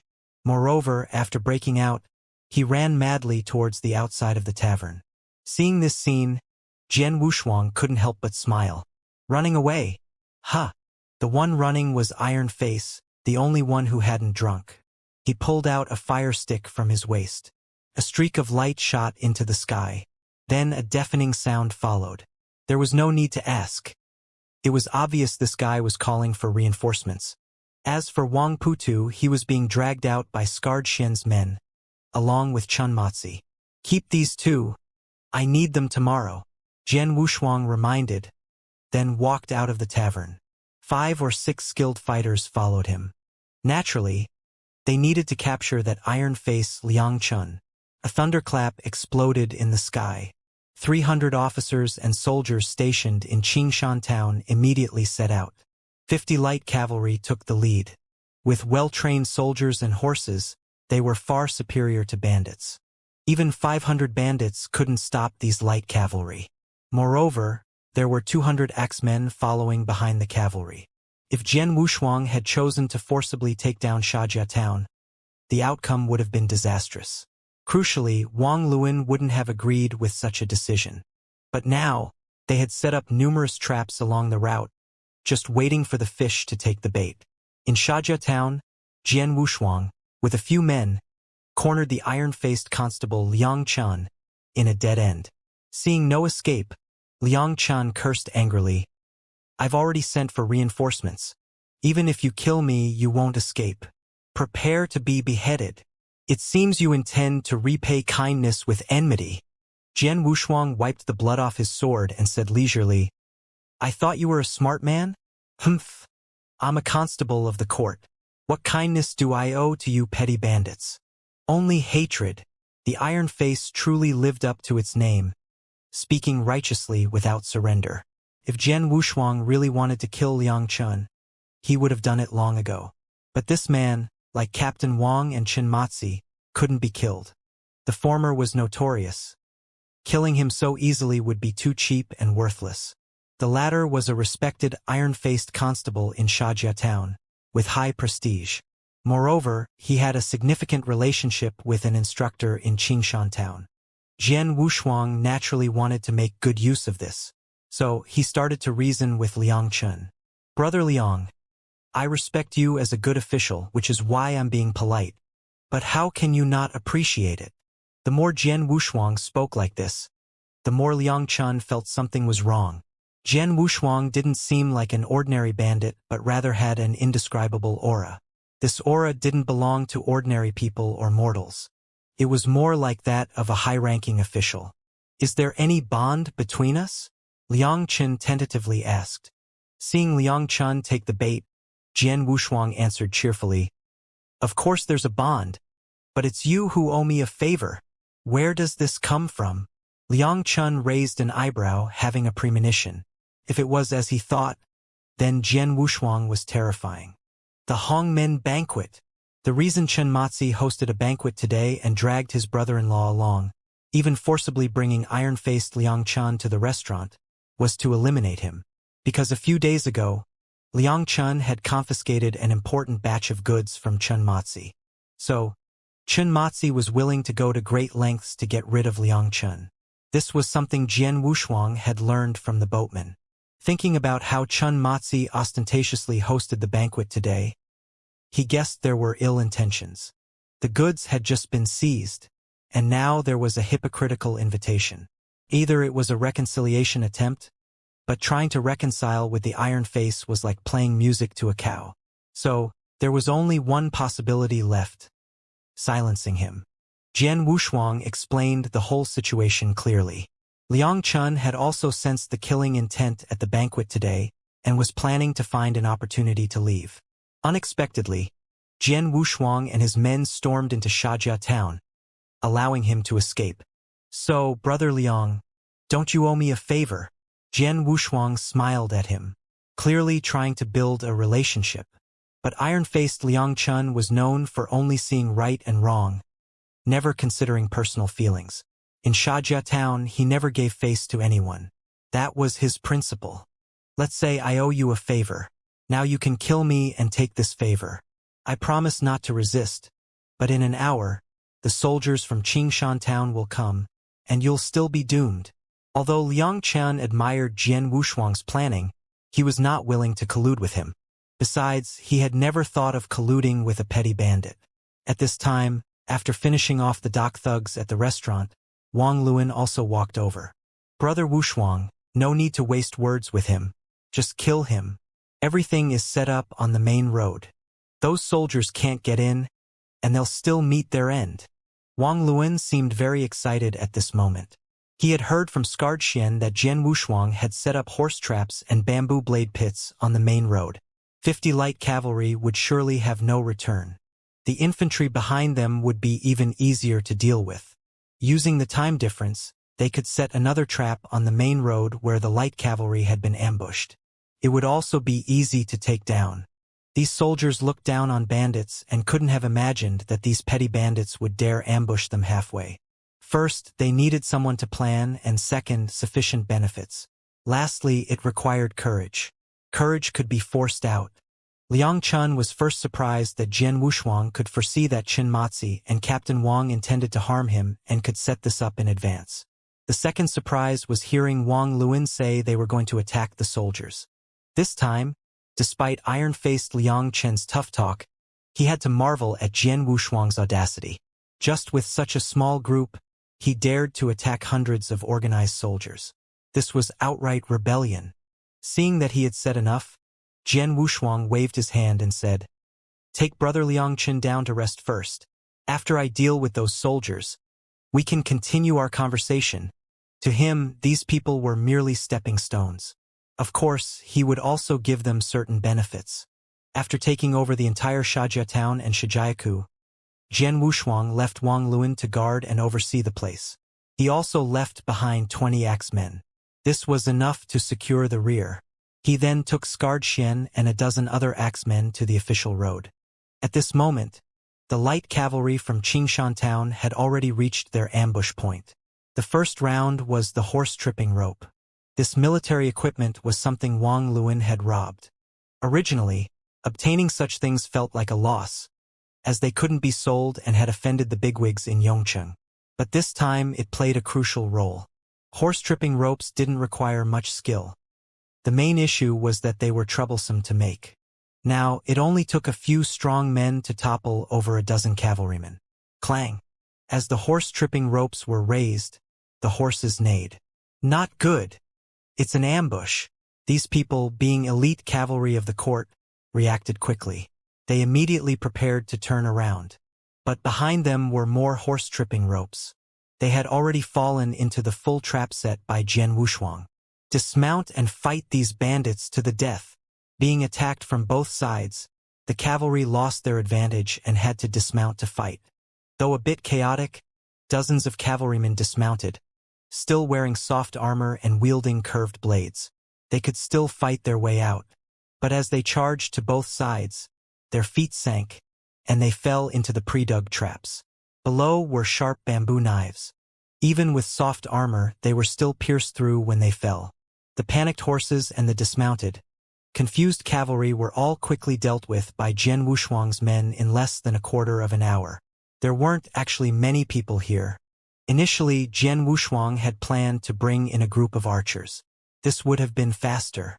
They had good bows and sharp arrows, but unfortunately not many knew how to use them. It was easier to set traps instead. Leave 10 people to send the horses to Xianxia town. The rest, follow me. After giving his instructions, Jian Wushuang led over 50 men towards the back mountain. The cavalry seemed to pose the greatest threat to them, but their small numbers made them the easiest to deal with. The infantry was a real trouble. Once detected, they would all rush into the mountains and forests. Even with the advantage of the terrain, they would still lose a lot of men. Moreover, most of these people were porters, laborers, or boatmen. Losing 1 or 2 was acceptable, but if too many died and the rest got scared, it would be a disaster. Therefore, Jian Wushuang dared not be careless. After crossing the back mountain, it was still an official road.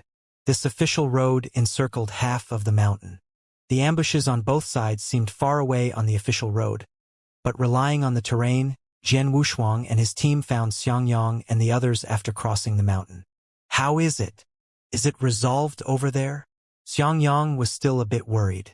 Scarred Xian, hearing this, beamed with joy and said, "It's resolved, we've taken them all down. Not a single one of us got injured. It was like hunting tigers in the mountains. No matter how fierce they were, they couldn't touch us in the traps." With this statement, the hearts of the surrounding ambushers relaxed. Their biggest fear was failure. Now, the good news undoubtedly boosted their confidence tremendously. Especially the axemen who had acted with Jian Wushuang twice. They were filled with confidence, thinking these government soldiers were not as terrifying as the rumors claimed. But the real test of life and death was yet to come. Taking down Xianxia town was mostly about gang fights. But the government soldiers lying in ambush here would be engaged in battlefield slaughter once they resisted.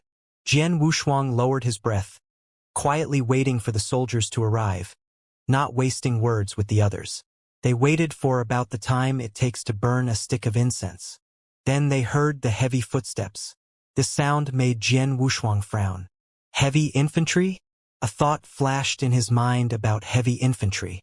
If that were true, their traps might not be as effective against these heavy infantry. Moreover, in close combat, they wouldn't be a match even against lightly armored infantry, let alone heavy infantry. It would take at least 3 to fight one, and their numbers were already much fewer. Now, with heavy infantry, it would take 5 to fight one. The only advantage was that the opponents were not very agile, each wearing 30 pounds of armor, making their movements cumbersome. They could only rely on this advantage. The plan has changed. Team 1 and Team 2 step back 10 steps and dig deeper trenches. Team 3 spearmen hold the counterattack. Once Teams 1 and 2 are free, split and escape to both sides. After arranging everything, Jian Wushuang's figure silently disappeared into the night. He had his own task to complete. That was to take down the leader of the opposing side. The cavalry just now did not include the officer from Qingshan town he was looking for. However, the officer must have come. At the forefront of the soldiers, there were several tall horses. Among them, a middle-aged man with a long beard caught Jian Wushuang's eye. No need to ask, this man was the officer of Qingshan town. He was also a proud student of the instructor in Qingshan town. But Jian Wushuang didn't understand why heavy infantry was deployed this time. This puzzled him. Logically, they had nothing to fear from the opponents. 50 cavalry were enough to kill those mountain bandits. Why bring 200 heavy infantry? Wasn't this redundant? Jian Wushuang wasn't a god now and couldn't figure it out. He could only capture the man and ask. Positions in place. Start the operation. Following Xiangyang's order, the spearmen ambushed on both sides instantly charged out. Along with them, several jars of strong liquor were thrown into the crowd. The smell of the liquor made the soldiers frown. Then came the torches thrown at them. This wasn't Jian Wushuang's idea. He thought it unnecessary to be so ruthless. It was best to keep some alive. By using their superior knowledge and persuasive skills, he and Xiangyang could win these people over to their side. But doing it this way would likely leave no one to surrender. However, it worked out well. Using fire, They quickly overwhelmed a large number of soldiers. As the spears thrust out uniformly, they had little effect. Because of the heavy armor, and since few on Jian Wushuang's side knew how to use spears properly, they just charged forward, trying to take advantage of the weapon's length. But they didn't pierce the armor, causing them to stumble instead. This wasn't the worst. There were still people who saw the dead unable to stand. Seeing this, Xianxia could only order a retreat. He led those soldiers into a trap. The leading captain saw them retreating but did not issue a pursuit order. Instead, he also retreated. Even those who were burned weren't brought along. They just retreated directly, extremely cautiously. But such a good opportunity, how could Jian Wushuang let it go? If he let these people escape, they would definitely choose to attack in broad daylight next time and would send out scouts, making it much more difficult. We can't let them escape. Flank them and block their way, Jian Wushuang commanded. Although Xianxia didn't understand strategy, he knew this was their best chance. He personally led over 50 men to flank them from behind. This also demonstrated their flexibility. At this moment, Jian Wushuang also began to act. He moved stealthily in the dark, gripping the short sword he had prepared long ago, and headed towards the commanding captain. At this time, the captain was loudly directing his troops. Use shields. Advance in a dispersed formation. Don't approach the sides. Stick to the main road. This was the role of a commander, clear-headed and aware of the ambush on both sides. If they rashly entered the woods on either side, they would certainly suffer heavy losses. They had to stick together and slowly fight their way out. Even if they were burned to death, they had to endure it. Xianxia thought if only they had brought more strong wine, the best way now would be to use fire, but unfortunately they didn't have any. They could only use spears to barely block them. At this moment, Jian Wushuang had already reached the main road, but faced with a circle of shields, it was too difficult for him to get close to the commanding captain. Holding the short sword in his hand, his thoughts raced. He hadn't expected this to be so troublesome. It was far different from what he had anticipated. Now he couldn't even get close to that captain. After thinking for a moment, he flanked to the left. This time he got much closer. But there were still 10 heavy infantrymen. With their heavy armor, it was simply wishful thinking to pierce through with the ordinary iron sword in his hand. He had the technique but not the ability, unless he could unleash sword energy. But with his mortal body now, being able to wield a sword was already impressive. Holding the sword in his hand, Jian Wushuang held his breath and suddenly moved, instantly charging forward. With a sword in hand, he had an incomparably strong confidence. This confidence was granted by the sword. In the darkness, the cold light flashed. Those heavy infantrymen holding shields were startled, and before they could react, they felt a draft at their throats. This was the precision of Jian Wushuang's sword. Even if it was just a slit, he could seal the throat. But once these people reacted, they raised their shields and used their left-hand weapons to surround and attack him. Jian Wushuang didn't panic.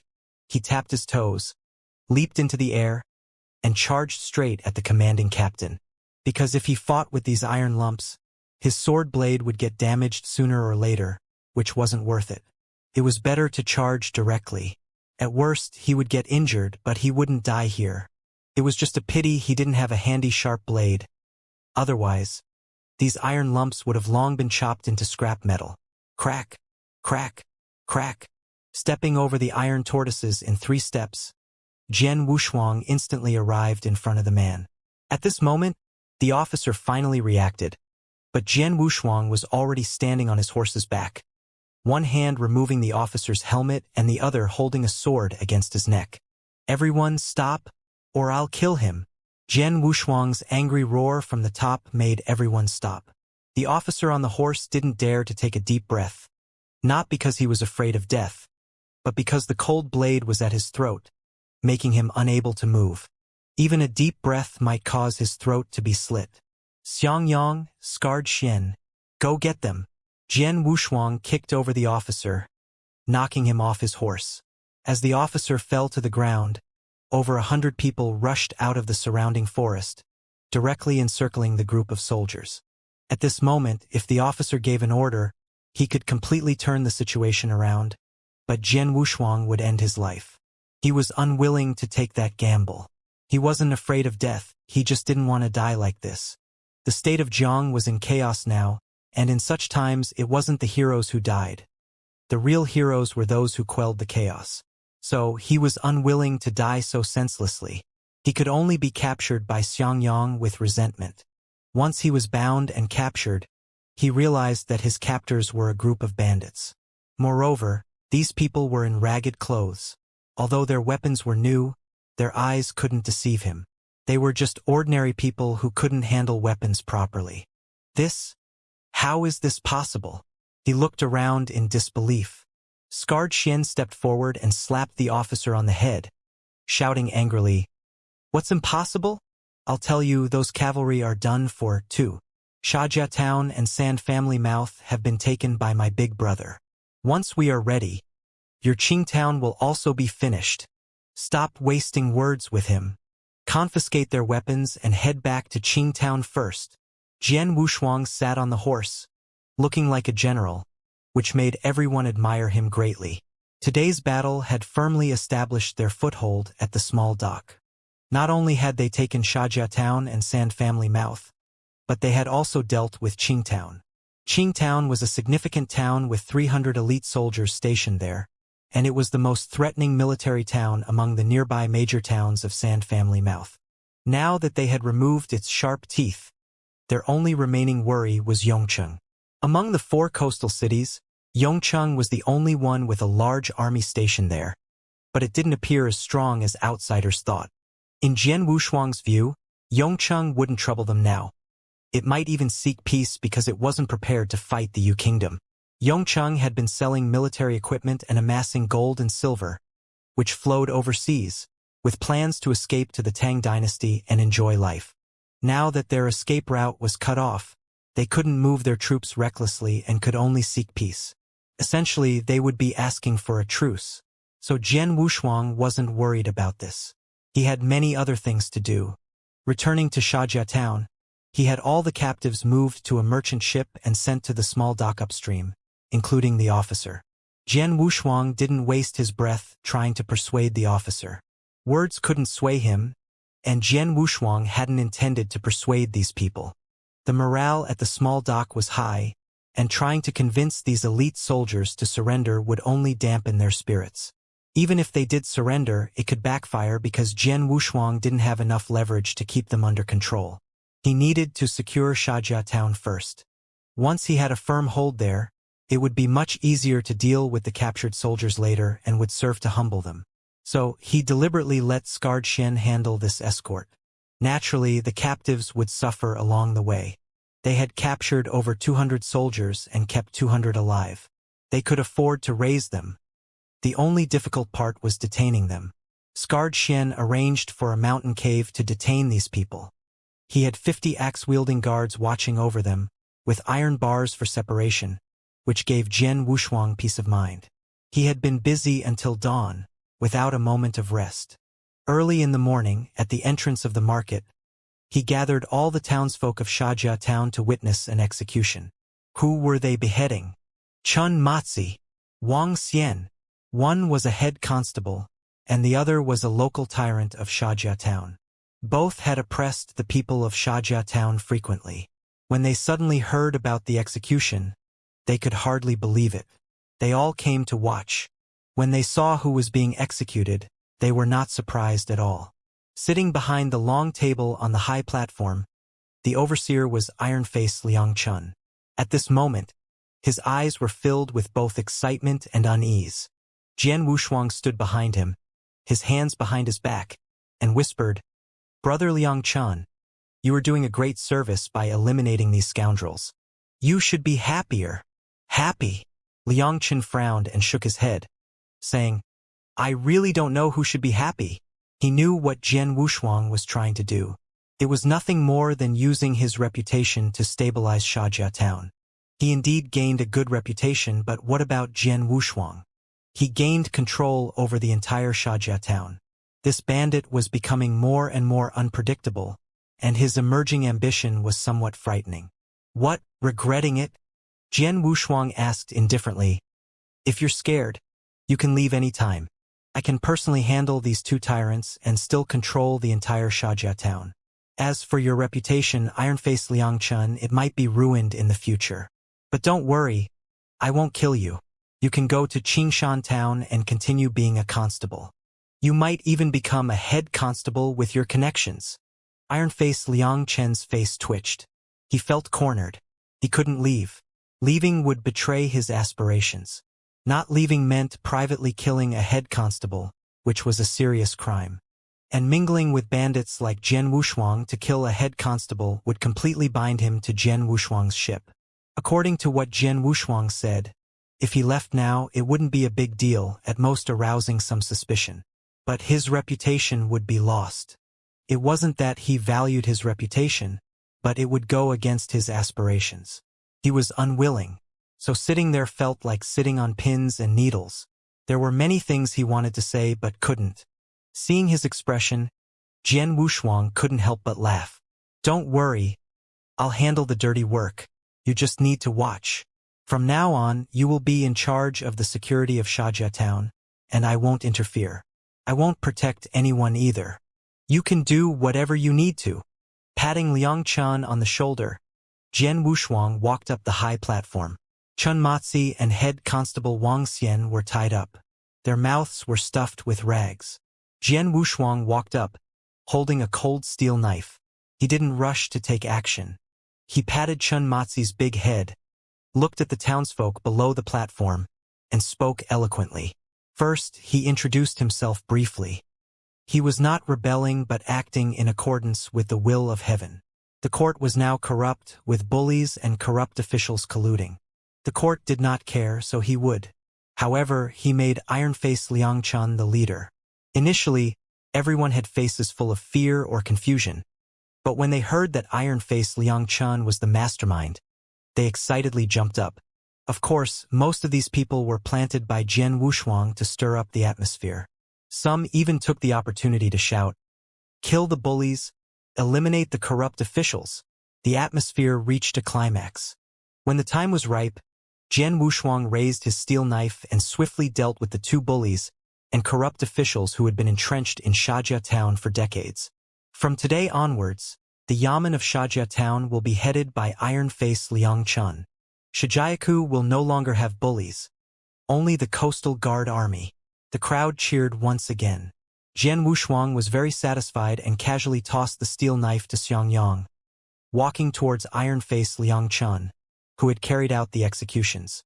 "Brother Liangchun, at a time like this, wouldn't you say a few words?"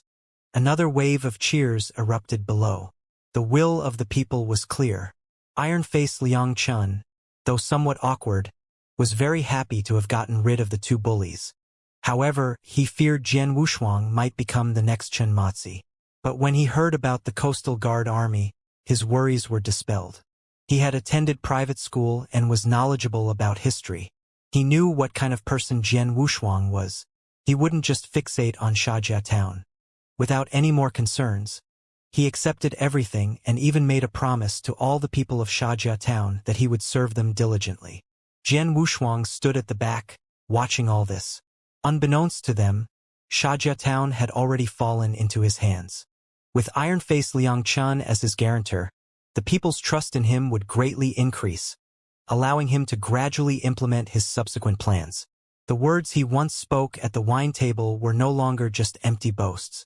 After stabilizing Xianxia town, Jian Wushuang began to make significant moves at Shijiaku. All merchant ships coming from upstream were intercepted. Both people and goods were taken away. He even openly displayed some of the smuggled military supplies. Ironface Liangchun hated this the most, so he personally took the military supplies to the market in Xianxia town for display. He denounced the incompetence of the court and the cunning of the corrupt officials. This made him admire Jian Wushuang more and more, thinking he must be someone who could accomplish great things. In just 10 days, Xianxia town had taken on a completely new look. Shijiaku had dozens of merchant ships docked, countless gold, silver, jewels, and military supplies, enough to recruit thousands of troops. In just a few days, Jian Wushuang had turned a small pier into a major one. Having acquired so much, the next step was to expand his manpower. The laborers used these days were all strong young men from Xianxia town.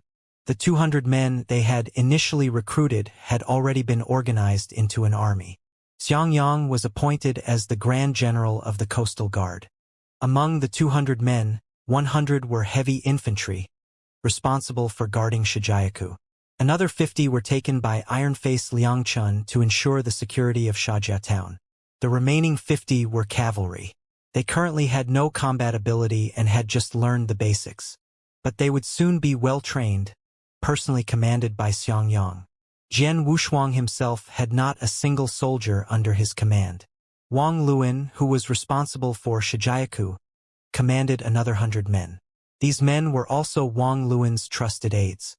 Jian Wushuang did this intentionally to prevent any of these men from speaking ill of him and causing Wang Luan to have second thoughts. During the early stages of consolidation, everyone needed to be united. Therefore, Jian Wushuang had not a single soldier under his command. On this day, he sent someone to bring scarred Xian from the small pier to Shijiaku. He also sent someone to invite Iron-Face Liang Chen. In the evening, in the bamboo tower at Shijiaku, a simple dinner, accompanied by several jars of strong wine. Only their own people were present. After sitting down, there was no unnecessary politeness. Jian Wushuang was the first to speak. Xianxia town is now stable. It's time to expand our forces. Those military supplies the court doesn't use, we will use. They dare not resist the Yu Kingdom, so we will resist the Yu Kingdom ourselves. Coast Guard. This boast left Wang Luan stunned. He didn't speak, but his eyes showed concern. He felt that Jian Wushuang was being somewhat overambitious. Wang Luan's highest aspiration was to be recruited, but he wanted to be recruited by the Yu Kingdom. Therefore, he didn't dare speak ill of the Yu Kingdom at this time. However, he had no qualms about targeting the Jiang Kingdom. Iron-Face Liang Chun was different. He would work for anyone, as long as it aligned with his own ambitions. Hence, the two didn't get along well. But Wang Luan knew that while he could be dispensed with, Iron-Face Liang Chun was indispensable. The entire town of Xianxia, with its thousands of households, relied on Iron-Face Liang Chun for governance. Wang Luan was merely responsible for raiding some merchant ships at the docks. Jian Wushuang aimed for this kind of balance, making them understand their positions. Jian Wushuang is right. Currently, few merchant ships pass through Xianxia port. Those porters have lost their income, and trouble will eventually arise. We might as well start recruiting from those porters. Iron-Face Liang Chun voiced his intention. In fact, everyone had this in mind, so no one opposed it. Seeing this point mentioned, Jian Wushuang pretended to frown and said, "Expanding manpower isn't the only issue. Just having people isn't enough. We lack instructors and managers. There's a talent shortage." As he spoke, he sighed and shook his head. Seeing this, Liang Chun immediately suggested, "That's simple. Didn't we capture some court officials and soldiers earlier? Why not recruit them?" "That's a good idea." Wang Luan nodded, but he looked at Jian Wushuang. He knew that this matter still needed Jian Wushuang's approval. After all, the captives were caught by Jian Wushuang, and he had remained silent about this matter for days, suggesting he had already considered it. He had already thought it through.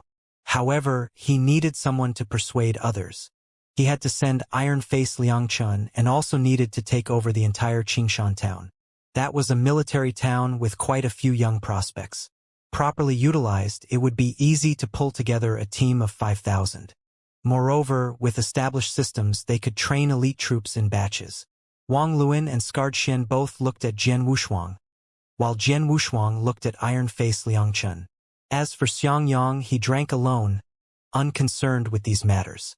Iron-Face Liang Chun felt a bit embarrassed being stared at and spread his hands, saying, "If there's any place you need help, just say it. That tiger head captain, I don't know him very well. Let's not talk about that for now. A few days ago, I heard from a merchant ship's crew member that the situation in Jiang country is not very good. Currently, Yu country had stationed troops in Wolf Mountain County, and Jiang country's main force was also there. The prince consort of Jiang country, Zhou Chong, commanded an army of 100,000 and was determined to have a decisive battle in Wolf Mountain County. Considering the timeline, there might be conflicts in early autumn. The great battle would either be in the cold winter or the early spring of next year. The opponent was the little Liang King of Yu country, whose vanguard alone consisted of 15,000 elite iron cavalry. This battle could not be blocked at all. Anyone who paid attention to this aspect knew that to win, they could only seek aid. However, Jiang country had very few bargaining chips left. Seeking aid could only be done through wit. For example, persuading the surrounding Bohai country, using the concept of when the lips are cold, the teeth perish. Once Yu country annexed Jiang country, they could devour two large countries, Bohai country and Ninghai country. If, at this time, both sides sent troops to help Jiang country resist, they could at least delay their demise. Talking about this, Wang Luan and Iron-Face Liang Chun were no longer sleepy and began to talk enthusiastically, either criticizing or pointing out problems. Jian Wushuang, sitting in the middle, nodded frequently. Finally, he pointed to the topic. Have the two of you never thought about raising a fifth army? Jiang country, Ninghai country, Bohai country, and Yu country. This was a war between four behemoths. If a fifth force appeared, what would happen? Jian Wushuang's question brought them back to the original point, their recruitment plans. However, with the previous build-up, Wang Luan and Iron-Face Liang Chun both began to dream of vying for supremacy. Regardless of their ambitions, the most important thing was having power in their hands. This further united them. At this moment, Jian Wushuang made his request. Iron-Face Liang Chun did not hesitate too much and agreed firmly. Persuading Qingshan town was akin to the current situation of Jiang country, persuading Bohai country. However, they had a natural advantage. On one hand, Jian Wushuang had pulled Qingshan town's teeth, and on the other, Iron-Face Liang Chan had prestige and connections with an old instructor. This gave him a natural advantage. Once they seized this advantage, they would rise swiftly. Iron-Face Liang Chan was determined this time, taking his wife with him to Qingshan town. Jian Wushuang also made preparations, instructing Scarred Xian to release all the captured soldiers and let Iron-Face Liang Chan take them back. As for the military equipment, it would not be returned. Although they had thousands of sets of equipment piled up in their warehouse and did not lack those few, each had a significant purpose. Expansion plans were already in place. Jian Wushuang had high hopes for Iron-Face Liang Chun, confident he would not disappoint. With these days of persuasion, his eloquence had also improved significantly. As long as he convinced his father-in-law, everything would be ready. The next morning, Jian Wushuang personally saw Iron-Face Liang Chen off. After making all arrangements, he watched Liang Chen's departing figure without turning back for a long time. Everything depends on this time. Brother Wushuang, aren't you afraid of failure? Xianxia asked beside him. Jian Wushuang shook his head and said, I judge people accurately. Brother Liang Chen is not an ordinary person. Sooner or later we will leave here or Jiang country, but Liang Chen cannot. He has many things he cannot let go of and will give his all. Then let's wait and see. The two returned to Sha family port. Currently, no merchant ships passed through. Everyone knew they had formed a coastal guard, which had subdued the local aristocrats in Yong City.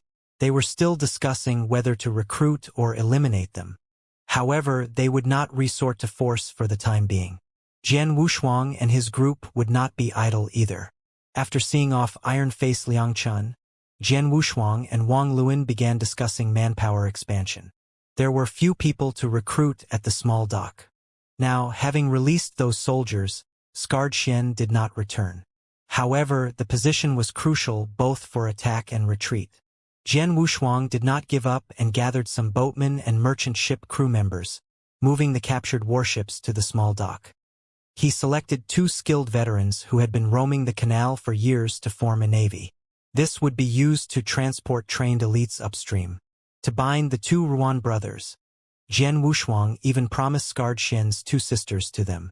Although Scarred Xian was somewhat displeased, he was happy to hear that his future brothers-in-law would be commanders. Then there were the porters at Xia Family Port. Although no merchant ships had come these days, Jian Wushuang still treated them well.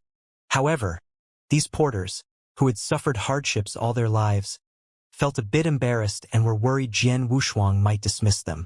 Since Jian Wushuang had taken down Chanmatzi, the porters at Xia Family Port had doubled their daily earnings. Now, seeing the good days might end at any moment, they were even more anxious than Jian Wushuang.